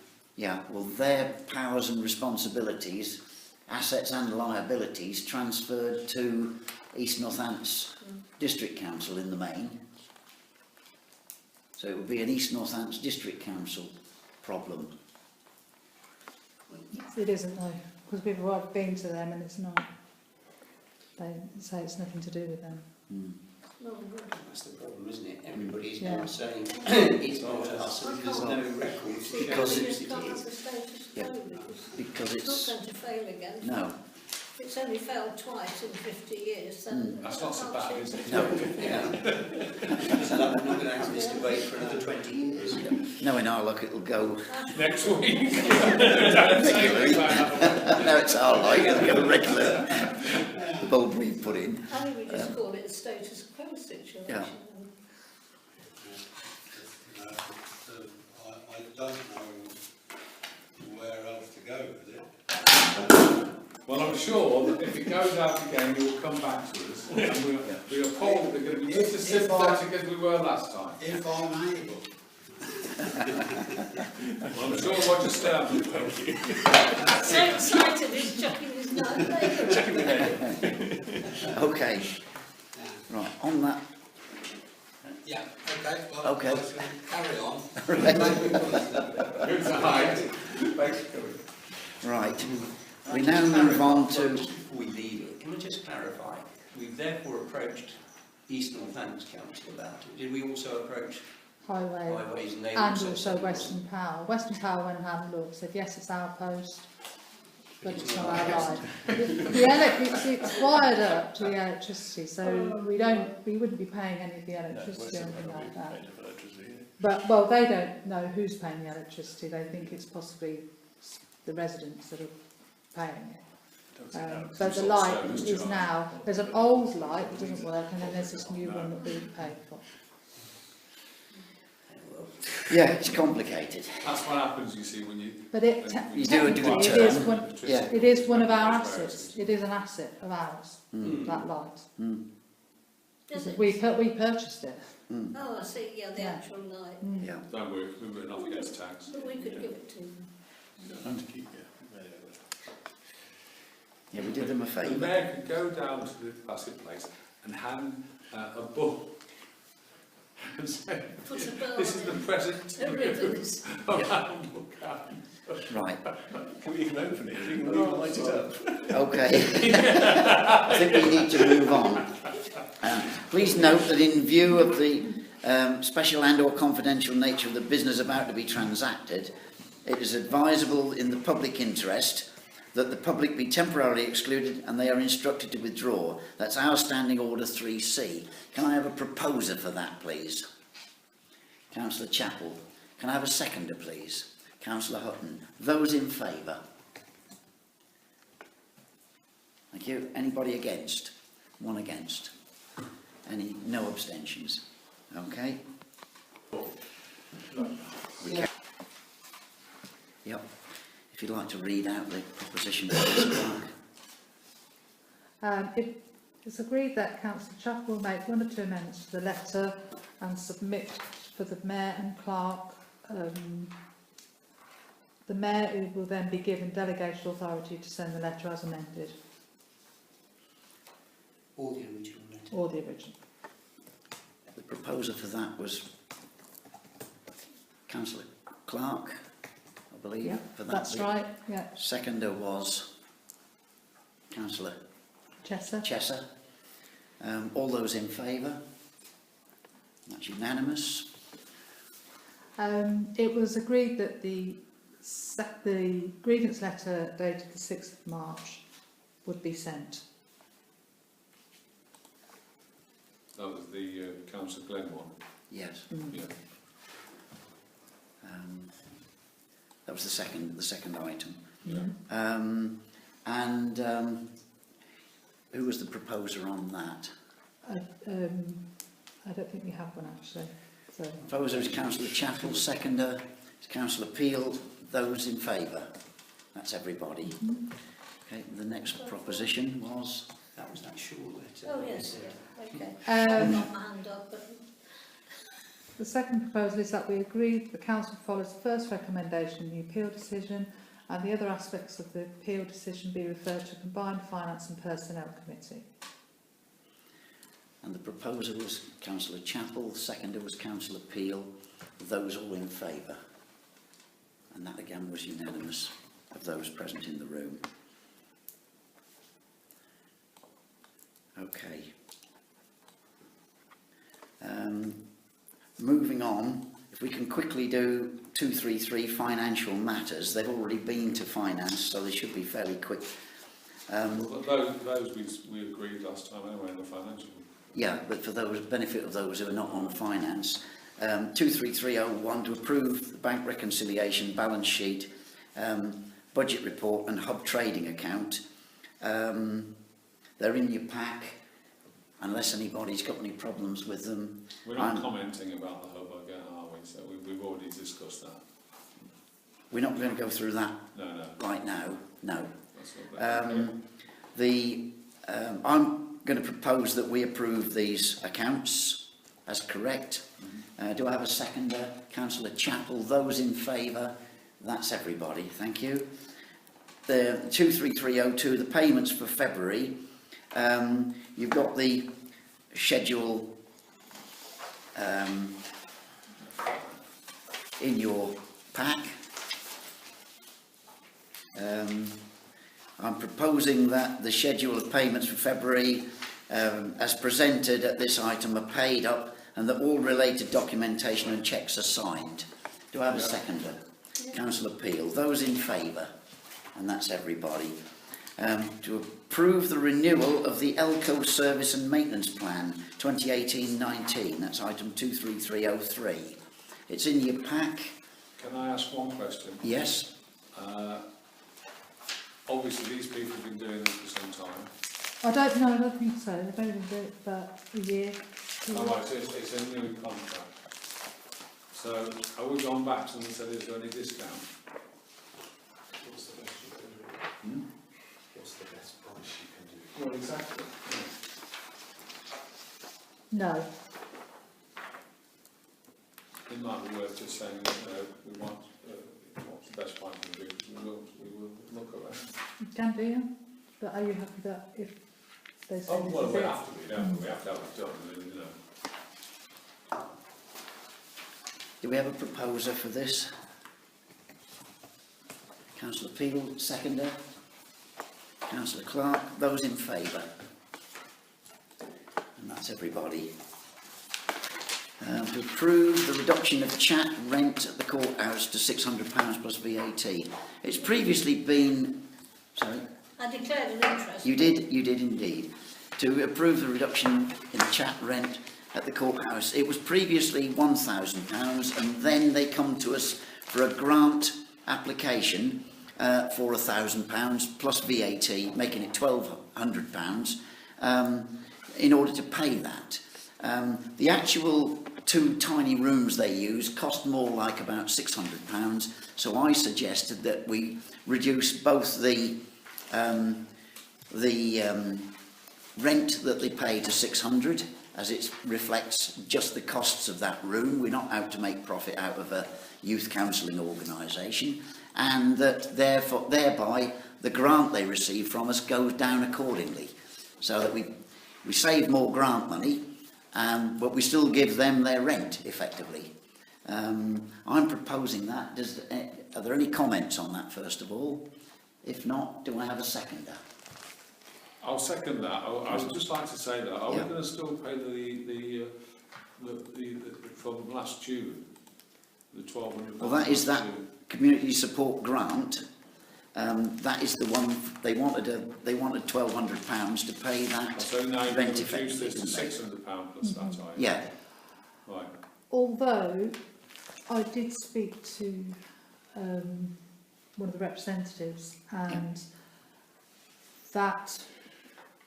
that particular grant they were asking for at that time, I think they would still like. Yes, Yes. I think that was for Yeah. different purposes, not the rent, wasn't it? Yeah.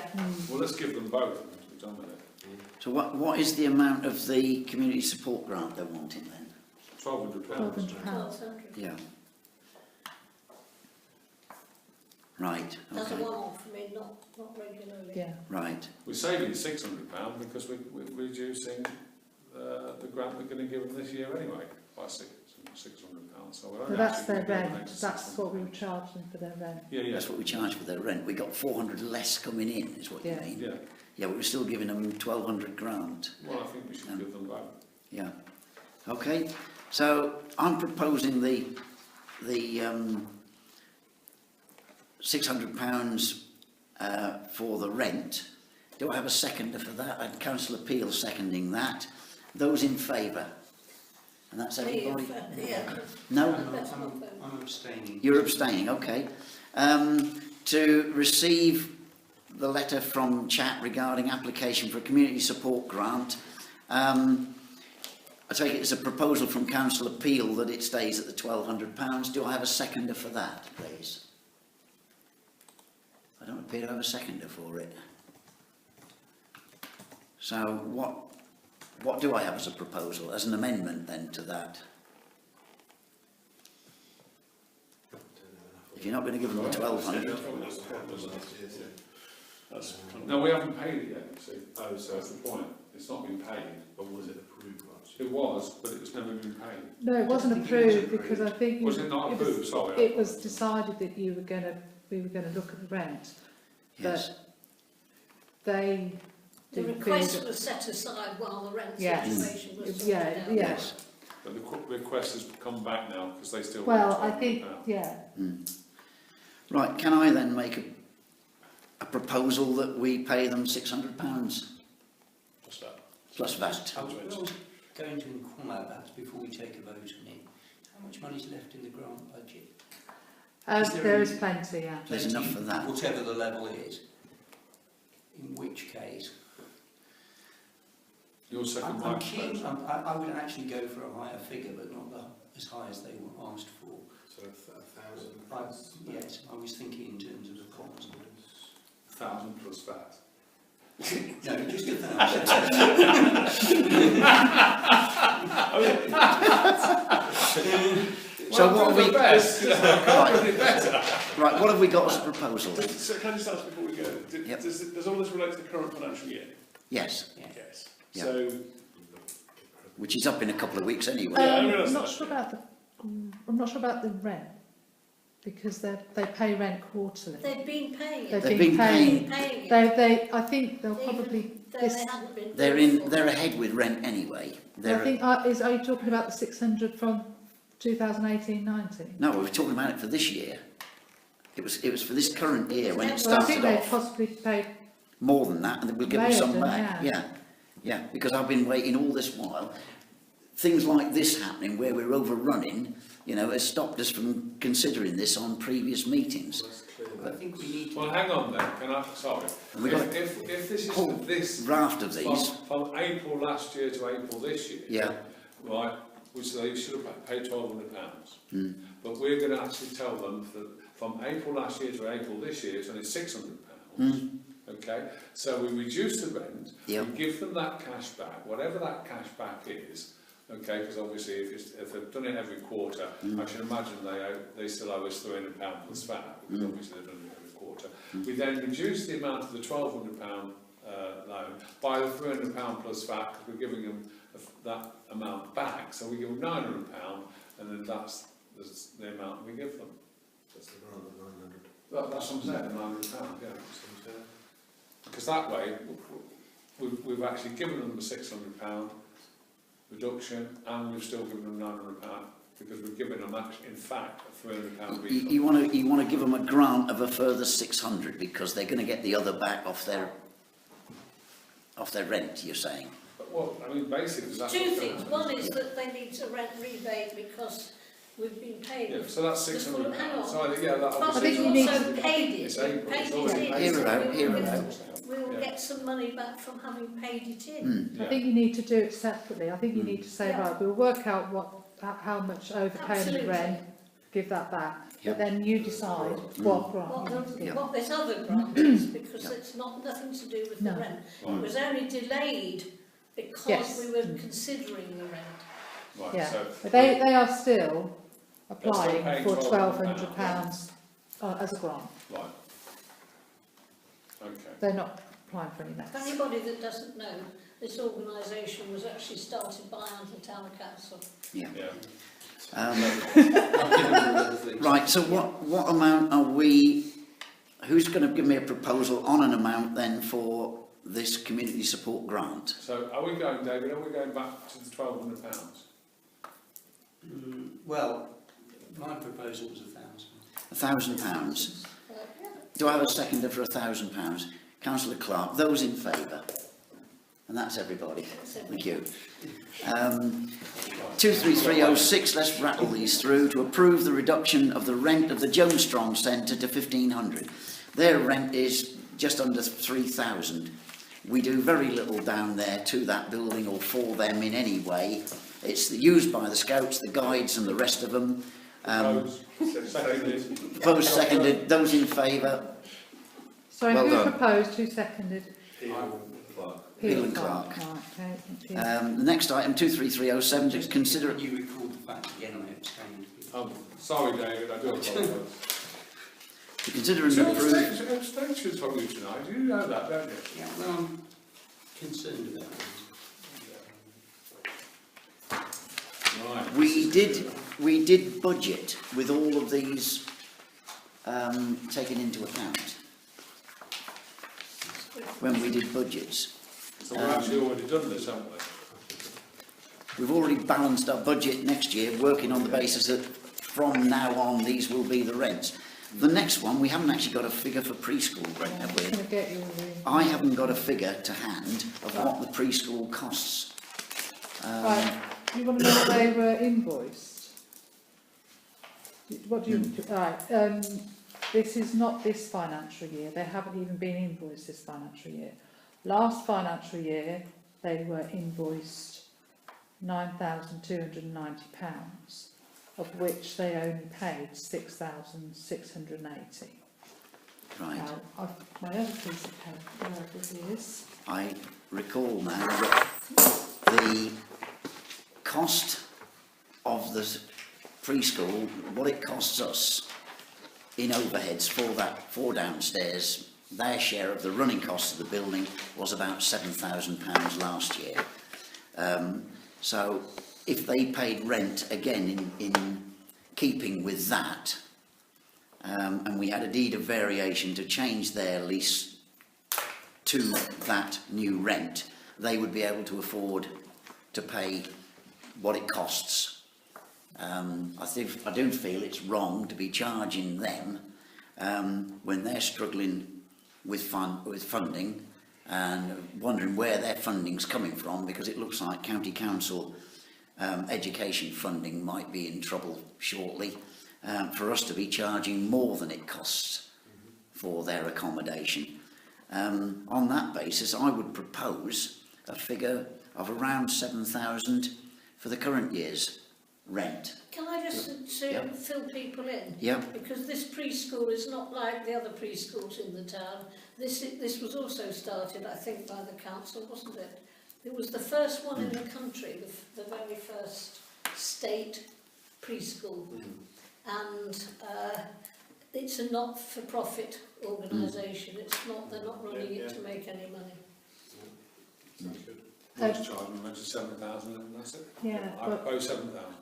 I've seen that you're changing that for each year, because this year it's proposed that their rent would be 12,515, as it was agreed, Yeah. and the following year and the following year. So they haven't even been able to pay No. 9,000. They're not going to be able to pay No. 12,000. No, they're not. It's beyond them. So you're either in a situation where we help them by reducing their rent, or we then charge them a high rent, give them a big grant, or you throw them out. Now you go and evict them, you're going to be really popular. So what I'm proposing is that we pay... Yeah, I mean, just to go back on some of the previous discussions, I mean, we did discuss that there was a major concern about their financial management, and that it was whether or not they were sustainable. And I think I was told, I'm sure that there is now a business plan in place, and Yes. they are feeling like they're a lot more secure financially. Yeah. So that's still the case, is it? Yeah. Is that being done? I haven't seen this business plan, but they certainly are So on I think they were struggling. they've got a committee now, and they Yeah. are on a stronger footing now. At one stage, I think Gina, who runs it, I believe I'm right in saying she wasn't even getting a salary, because there was no committee to even pay her salary, to authorise payment of it, so she couldn't even be paid. She had 2 other jobs in order to keep herself and her family alive, while she waited till she got a committee of parents who could then authorise her back pay. I mean, they were in that state. So I think anything we can do to help. If the room costs around about 7,000, then I'm suggesting that as a figure. I'm proposing that. Do I have a seconder? Councillor Peel. Those in favour? Smashing. 1 abstention. Or Abstention. yeah. 23308, to approve the architect to prepare plans and planning application for the maintenance workshop. You've got that in your pack. I must say I've overlooked this one. Do you want, So who are we recommending to? I don't know, do you want any more time to have a look at them? Do you want to defer it if you haven't looked at them? Is it So something we need to three- crack on with? To get, Well, if you want to get, you can just delay it, you know, get it. It's just delaying me taking over the workshop in Eastwood. well, that's it. The sooner we get this agreed, the sooner you can have the old building, yeah. So, Well, we've had one of £3,000, one of £1,900, and then one.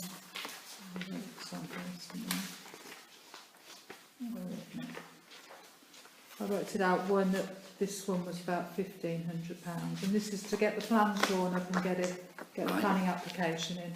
right. Are they all compatible? Are they all quoting on a like-for-like Yeah, basis? they are. Yeah. Is there any reason for not taking the cheapest one? Have you read the cheapest one? I haven't, as I said, I've Not that it overlooked makes, this not that it item. makes any difference, but I've overlooked there is this. no reason. There is no reason. Have Right. we used Paul before? Paul Architects before? Yeah, I think probably have. And the other one we're currently using for the Flettonfield extension.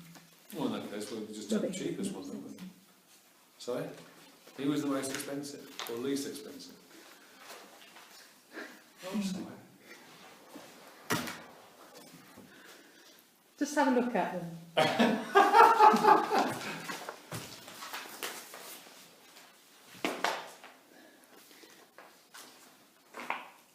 Right.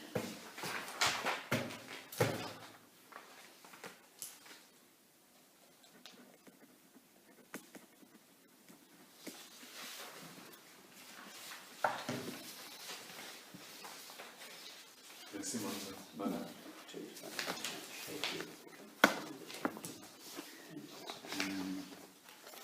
I propose we go for David Smith.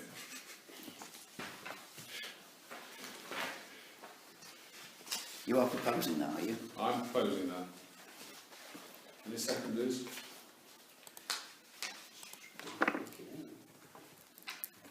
It's David Smith. He seems the best value for money. Waterloo Associates. What exciting name. Loads of good use.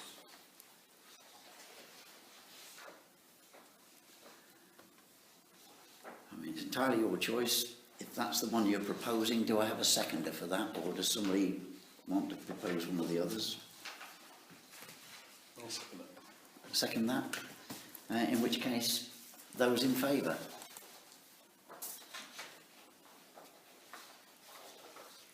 Those against? Those abstaining? Right, it's carried.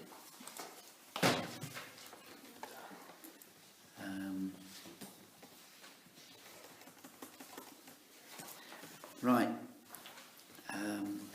23309, to receive the minutes from the Finance and General Purposes Committee meeting. You've got those in your pack.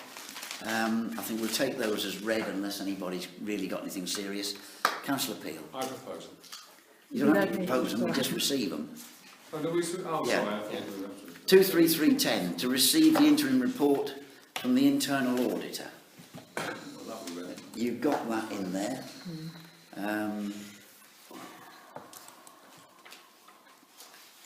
So we're just receiving that report. Okay. 234 planning matters, to receive the minutes of the planning committee meeting. You've got them in your pack if you've got any comments. If not, let's move on. Just to make the point, they will be slightly tweaked. Yeah. Clark and I need to have a discussion. Right. 235 estates matters, 23501, to receive notice from a tenant to vacate premises at the courthouse on the 31st of March. This is the tenant who was asking for a reduction in rent. I did start to say at the previous meeting, but I got interrupted and stopped, that I had noticed that this person wasn't there during the hours that they said they would be there, so I take it that their business was not going as well as they thought, and I think that's the main reason why they're pulling out. There's a break clause after 1 year, they're invoking the break clause. We will find another tenant, I'm sure, to fill that room. 23502, to receive a letter from Vincent Sykes Solicitors regarding the sale of the Oundle Rifle and Pistol Club. It's in your pack. I think Councillor Chappell's been involved in this. The only point I would make is that when we sold off those premises, for which those of us who were on the council at the time heaved a mighty sigh of relief, because that had been a drain on the council's finances for a considerable period of time. But we did nevertheless include clauses which gave us an option, in essence, should they wish to sell. Now we received notice in January about that. I would have thought the last thing this council wanted to do would be to get involved with those premises again. Absolutely. My recommendation would be that we just let them get on with it. Yeah, I think it went to the States to start with in January when the letter came, and it was agreed that we'd look to get some advice, and we were going to, and I was asked to write back to Vincent Sykes and say, we need to get some advice, will you pay for it? Yes. and they wrote back and said, no. So that's when I thought, well, I'd just run it past David and see if he could see anything. Weren't these falling down or something? We Or very close? Well, we spent an absolute fortune. I think it was something like £25,000 on primarily re-roofing the premises. And we were being paid a relatively small rent. So it was, as I said earlier, just a drain on our finances, and it's difficult to envisage them being anything other than that. And frankly, if the Rifle Club want to buy them, Yeah. get on with it. So I think they just want me to write a letter just to say that they've complied with. Yeah, I think we just acknowledge the correspondence and indicate that the council has No interest in pursuing matters unless I have misjudged them with the council. No. Right, if everybody's happy with that, Yeah. the clerk will write accordingly. 23503, to email from Oundle School of Ballet regarding hire of dance studio to another dance school. This is in your pack. I've also had a word with Lisa, who's the other tenant. She's the one who's sent you this complaint. She's sent me the Code of Professional Standards for ballet schools, and this other person that we've taken on should not be looking to take on using the same premises to run a rival dancing school. They've got a very strong code of conduct about not poaching from each other, especially in the same building and with the same landlord. So there are quite a lot of places where this person appears to have breached their code of ethics by actually coming here and asking can they have the Friday, which is not a day that the other one uses at the moment. Are they both ballet schools? No, Stephen Groove is a Another type Just of like- dance thing. pop type dance. So are they both at the same rules as each other? Or? I don't know. I It assume they go under the same code of conduct. Why can't we offer the other people the QBH? Well, that is one alternative, to Well, I offer think them that's that the easiest instead, thing, isn't it, surely? and they go down there. Yeah. Lisa, I think, is a bit upset. We don't, it's not Oundle Council that have QBH, is it? It's QBH Trust, so they can do that Yeah. because we're not the same landlord. I was going on to say, Lisa is also a bit concerned that we didn't approach her before taking on somebody else to see whether she wanted to take up the additional. There's only Fridays and Sundays when she doesn't use the studio. In fact, this weekend she did. On Sunday she used it. but, and that was for exams. That was not for classes, that was for exams. But she was surprised that we hadn't actually asked her. Now, I think we've been a bit remiss in talking to Lisa about things in the past as well, because we somehow omitted to talk to Lisa when we talked to all the other tenants about who use the studio, about what facilities we were going to provide when we did this extension. We spoke to everybody else, but we didn't speak to Lisa. Apparently she got missed out. So she was a bit miffed about that. And then this happens, and we get an enormous income from Oundle School of Ballet. And we don't want to mess it up, considering we might have competition later in the year. I think in the email though, I think she just wants written confirmation that we're not going to rent the studio to anybody else on the days that she has it.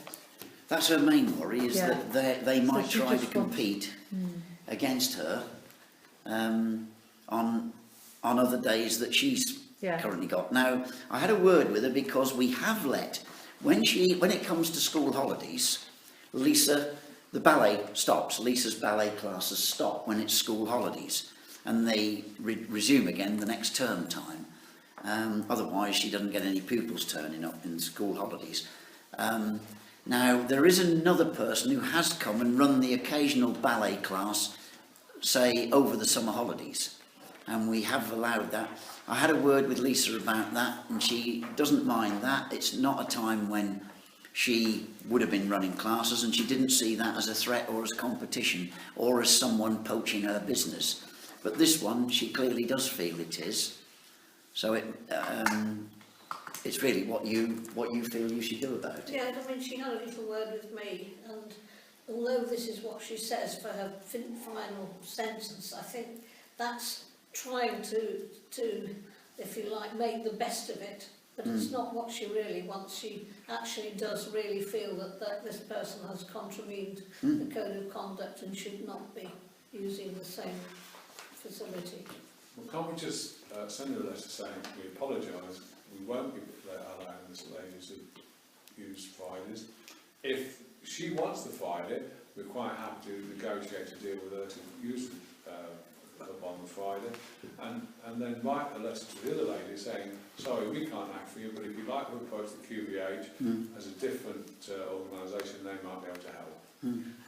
Typically, I think she's already used. She's already She's in. already in. She's already used. She's already in I and think holding she was in on- classes. Oh, I see, she's all, Yeah. we'll have to cancel it then, won't we? It's already been let. Have we actually committed ourselves to this other lady? I think what's... I think. So Well, I don't I know whether we think. can I actually- think it had happened before. We I mean, realise. if we've taken a booking for X period of time, Yeah, I think I'm so. not sure that we... What have we taken a booking for? I'll have to confirm it, but I think it's been taken on it. She's going to use it on a Friday evening. I don't know the exact time. For how long? For how long? She'll have a lead. Or is it open-ended? I'll have to confirm that, but I think it's going to be a regular. I don't know We whether might that's. lose Lisa, I mean, is my feeling. Well, yes, and I think that it's critical we don't, but I don't No. want to get us into a situation where the other person turns around and says, well, you know, basically you've broken your contract with me. Well, yeah, it's saying that. I don't know whether What we the should QVH do was talked about or make not. it clear that we're not prepared to renew Yeah. any arrangement. But I agree, I think we should say that there are facilities that are available at the QVH, and it's got a, sprung for all, it's used for years by the ballet school. It's perfectly suitable Yes. for what she does. Yep. Good, that's done now. Is everybody happy with that? Yeah, I'll to find be honest, out, I'm, yeah. I'm sort of slightly feeling like I need to defend the new person. I mean, it seems a bit unreasonable, to be perfectly honest. It's not, they're not teaching the same sort of dance. They're doing it on a different day, which Lisa wasn't using. I mean, it's a bit, or even makes me think about the legality of refusing them the ability to run their business when it's not really affecting. As Yeah, far we as I don't can have see, the anything in ballet our school. terms and conditions that either way, like whether there's no exclusivity or if there is, if you know No. what I mean. So, No. It seems a bit harsh on the new teachers, to be perfectly honest, if they're using a facility which is available and there's, no reason not to. Having said that, I can understand that we don't want to upset Lisa, and equally there are alternatives like QBH, so I mean, I don't disagree with any of that either. Yeah, I can have a look. agree, it's good points both ways. Yeah, absolutely. Yeah. I can have a look and see if the QBH is free. I can also have a look and see how long she's booked it for. And then we may need to And talk then to think her. of something. Yeah, yeah. It might be just a friendly word in there and say, look, this is the situation. If there's any way that we can help her by moving into the QBH, we're quite happy to do so and do that way then. Because she's actually getting a bigger hall, isn't she, in the QBH? Yeah. Yeah, I mean, it could be. A bigger room, yeah. Maybe the cost, so it could be. Lower Work. rental Yeah. cost. Yeah. Might be that she doesn't realise that QVH is available. And I've just heard there's a dance studio and thought, I'll see if I can book some classes there. Yeah. Without realising we've got another facility. Yeah. So it might be that, Yeah.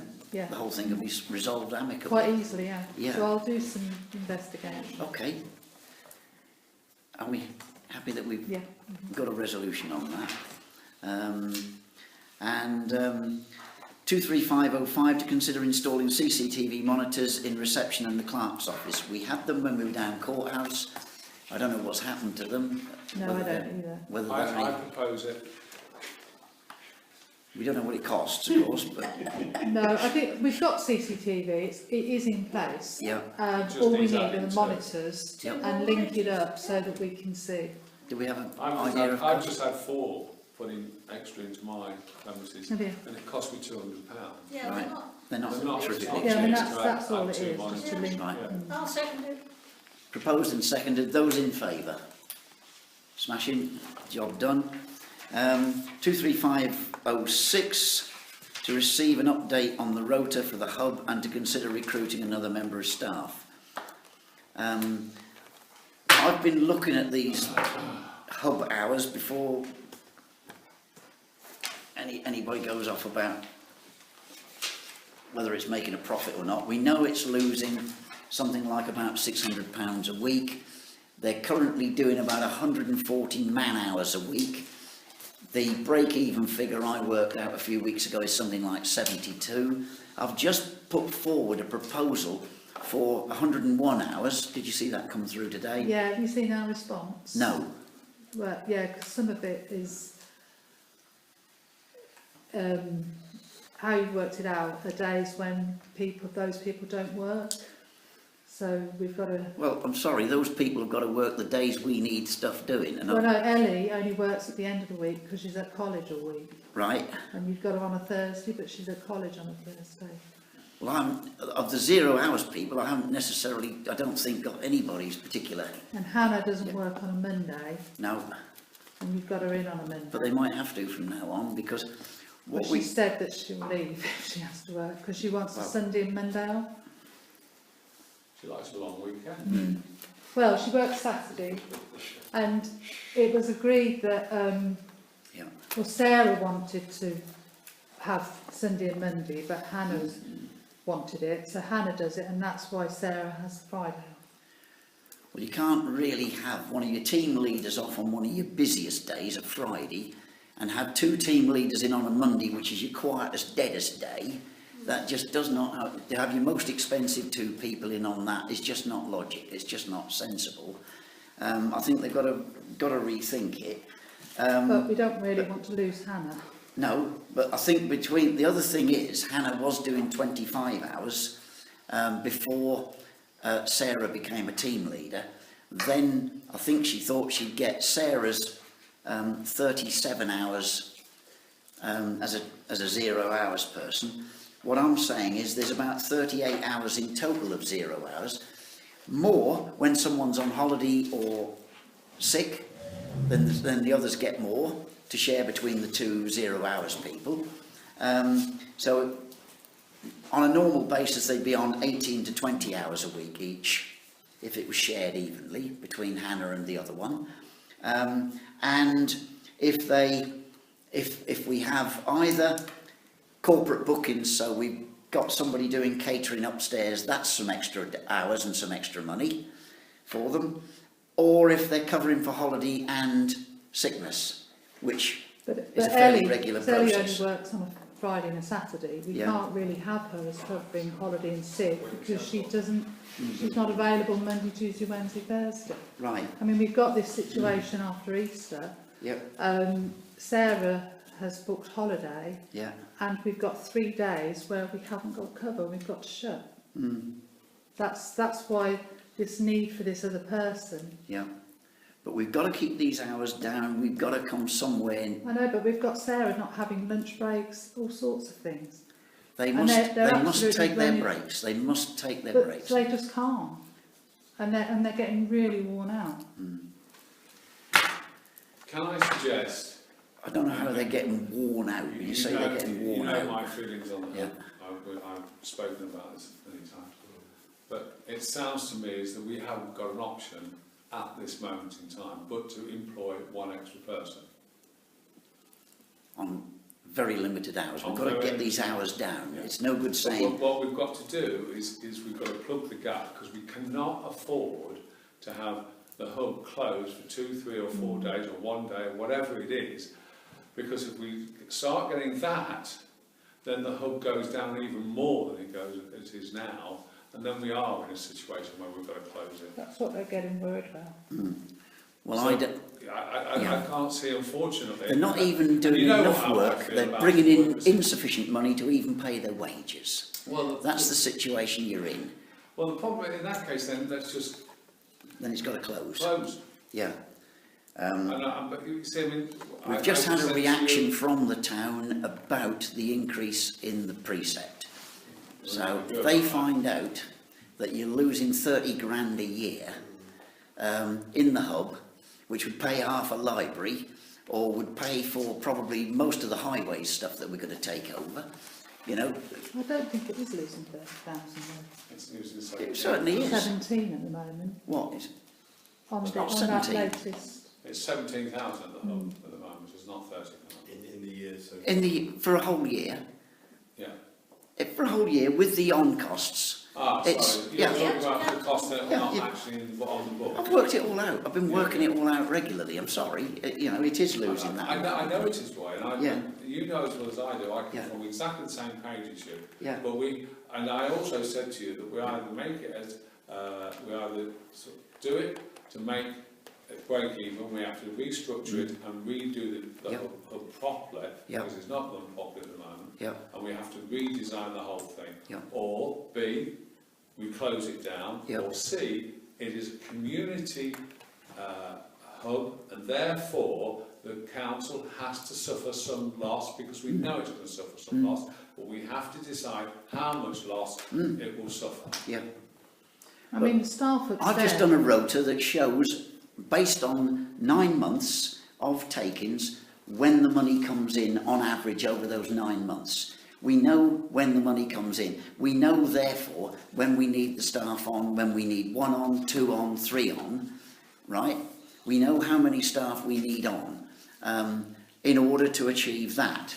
Now, it's no good the staff saying, I don't want those hours, I'd like some completely different hours, you won't make any money at it, but that's when I'd like to come in.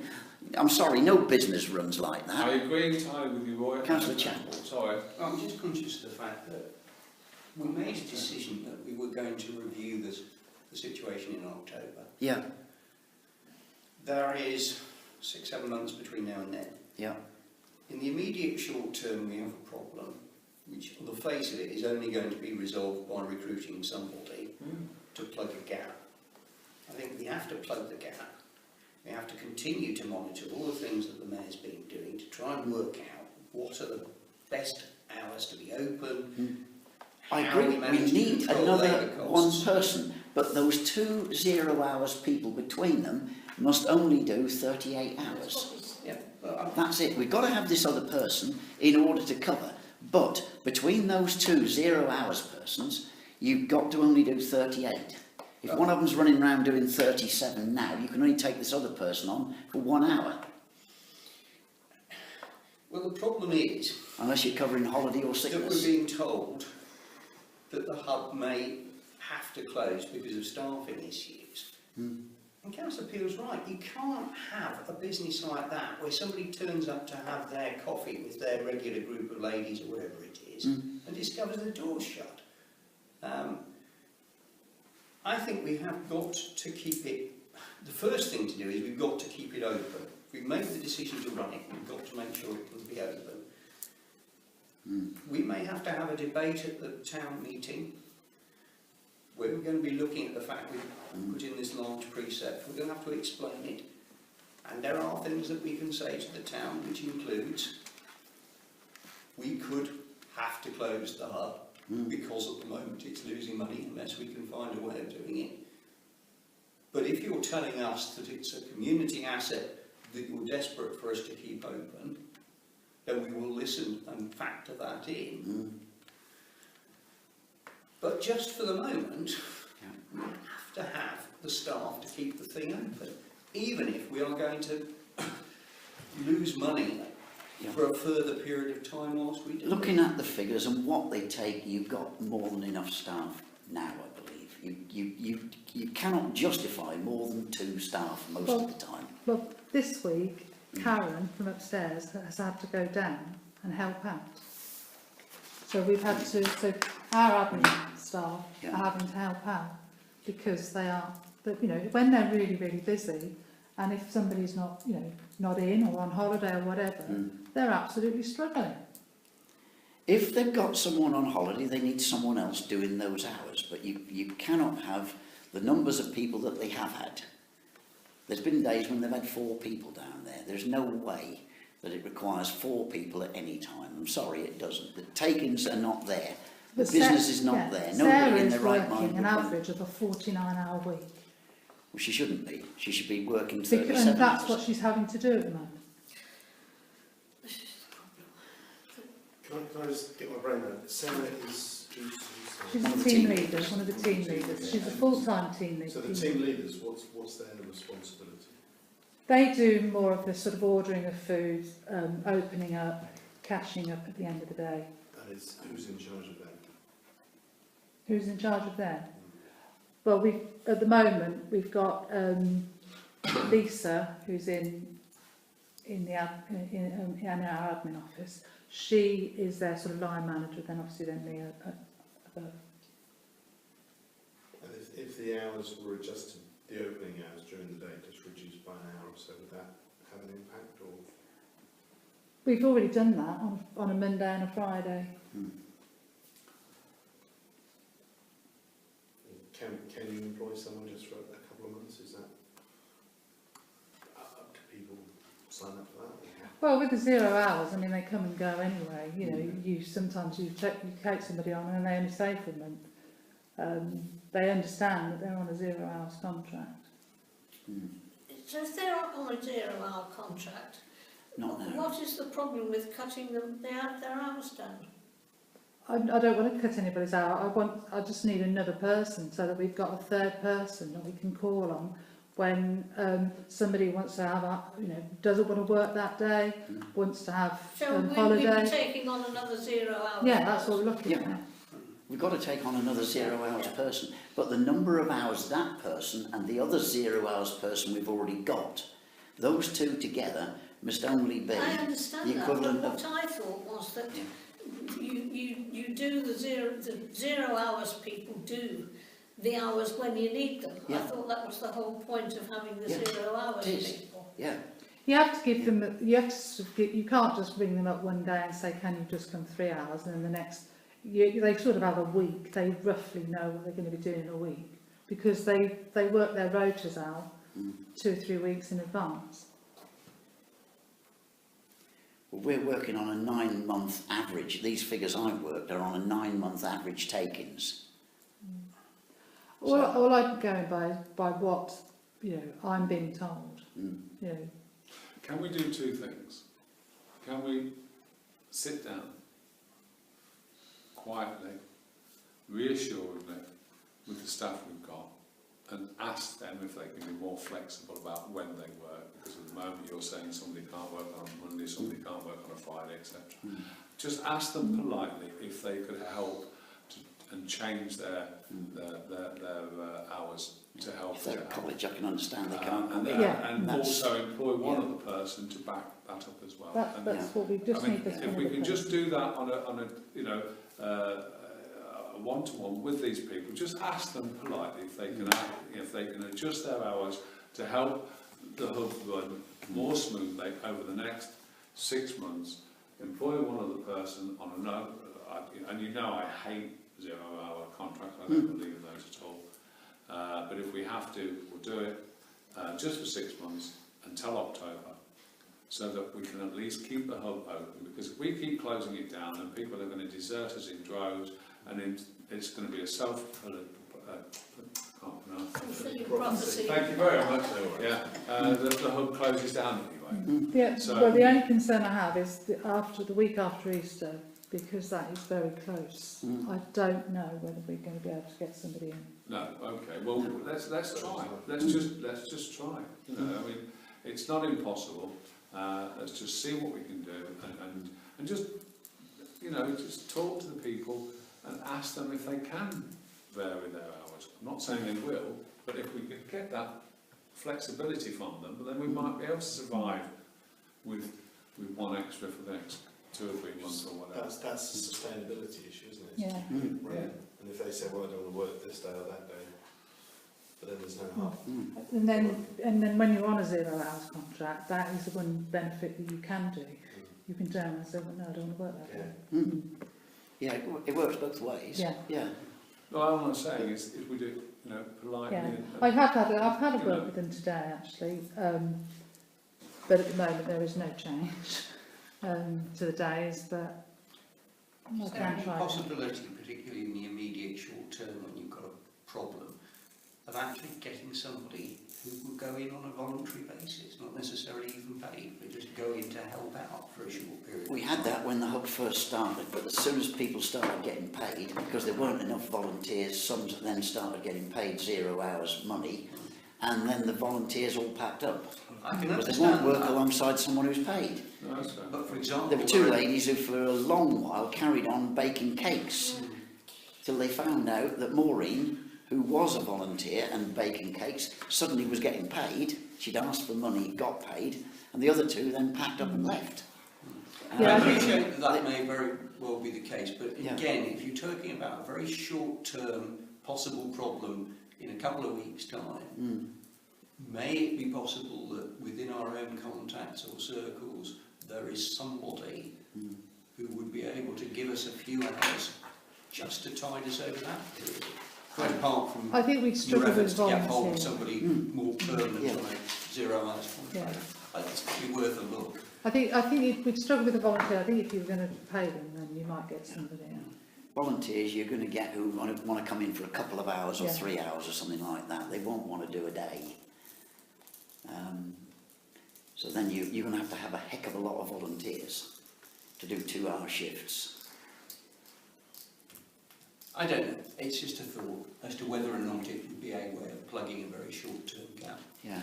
over and above. Well, you've got the problem with recruiting someone. Is it, We've only got no time. Yeah. is it a sort of, you say it's a 3-day or 4-day period after Easter? Yeah, it's literally the Tuesday. No, hang on. Tuesday's the 3rd. I think it's Tuesday, Wednesday, Thursday. Is it worth offering for just 2 groups off the top of my head, the new WI group that are meeting here, is that right? If they wanted to run it for those 3 or 4 days like a pop-up thing, or maybe ask the preschool if they wanted to do a fundraising. It'd be I don't know how we'd do that. It'd be an insurance Okay. thing and Be all health sorts and of safety and all complications, I sorts of think, complications, I Good think. thinking, though. Yeah. Yeah. Or use it as a pop-up cafe. Yeah. I don't know, there's that guy on Buckfield Road who's doing in the common room a week or so time. Yeah. He's clearly got the insurance sorted somewhere. I think we've got to have a member of staff, but I think what we've got to do is keep these hours down. We've got to get these hours much nearer to the break even. I mean, with that 101 hours that I've proposed, that's adding on a number of hours on top. It's putting about 30 hours extra in for cake making, making soup, and for sort of duplicate cover at certain times, so that they get breaks and things. So it's upping it by about 30 hours, above break even, so you're still going to lose money. But I think we have got to start really trying hard to come somewhere near the kind of man hours that we should be down to. Well, Saturday, they just had one of their best days of the year, I think. They took just under £600. So it's getting, you know, we've got that momentum of people coming in, just trying to hold on to it. Yeah. You get days like that. You will get days when it's busy and they will struggle. However many staff you've got, they'll struggle. But, you know, there's an awful lot of hours on that thing that I worked out where what they take between, say, 9 and 10 o'clock is £8. That's 4 coffees. Now, you've got 2 staff on to make 4 coffees. They ain't busy. They ain't brushed off their feet. They ain't busy. They've got 4 cups, saucers and spoons to wash up. But they You can know, be making they- cakes and soup and things like that when they're Which is doing why it, I've because put- that's what they tend to Yeah, do. which is And that's why what I've they're put doing. the second person in there on those times. But, you know, they're not busy at those times. There's a lot of times like that in the week, and yes, there are other times when I've given them 3 staff on, because the amount of take-ins they've got means that they will break even with 3 staff on. I've gone through it scientifically, looked at it, not just over a week or 2, but over 9 months. Can I ask Of you a averages. question Roy, about the 101? Yeah. Have you actually sat down with the people that are concerned and asked them if they could do those hours? I haven't yet. I've I've copied that to Emma and to Lisa. Right. And that's as far as I've gone with So it. what we need to do is to actually sit down with those people that are actually in the hub and say, look, we think we can do it like this. These are the hours that we need you to work. Is that a possibility? You know, That's the next step. The theory is great. I appreciate that you've worked out on the theory, and it's great. It's brilliant. We can do it, but we need to sit down with the people that are there and talk to them in a way that hopefully we can, you know, make them realise that it's a good thing, and that if they can cooperate with us, then they will see a light at the end of the tunnel, if you like. You know, but I think that's the only way to do it. You can't do it with just saying, well, this is it. It's 101 hours. This is how it's got to be. It's got to be sat down, and people have got to be, you know, sort of encouraged to move in a gentle manner. Yeah. But we need them. We need the numbers at the times when we need the numbers. Yeah, well, what I'm saying is, well, We don't need them working the hours they'd like, unless they can bring the customers in on those hours. But without sitting down and talking to them, we'll never get it. No. We have to sit down and talk to them. In an encouraging manner. I've been through it help before at the team meetings with the team leaders Yeah. and said, you know, this is what we've got to do. So we've done that before with the team leaders. Yeah.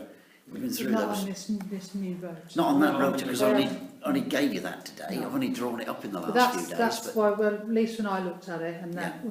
we picked up the fact that Ellie couldn't do a Thursday, Yeah. you know, do Friday and Saturday, Yeah, and the days off at the moment are as they are. yeah.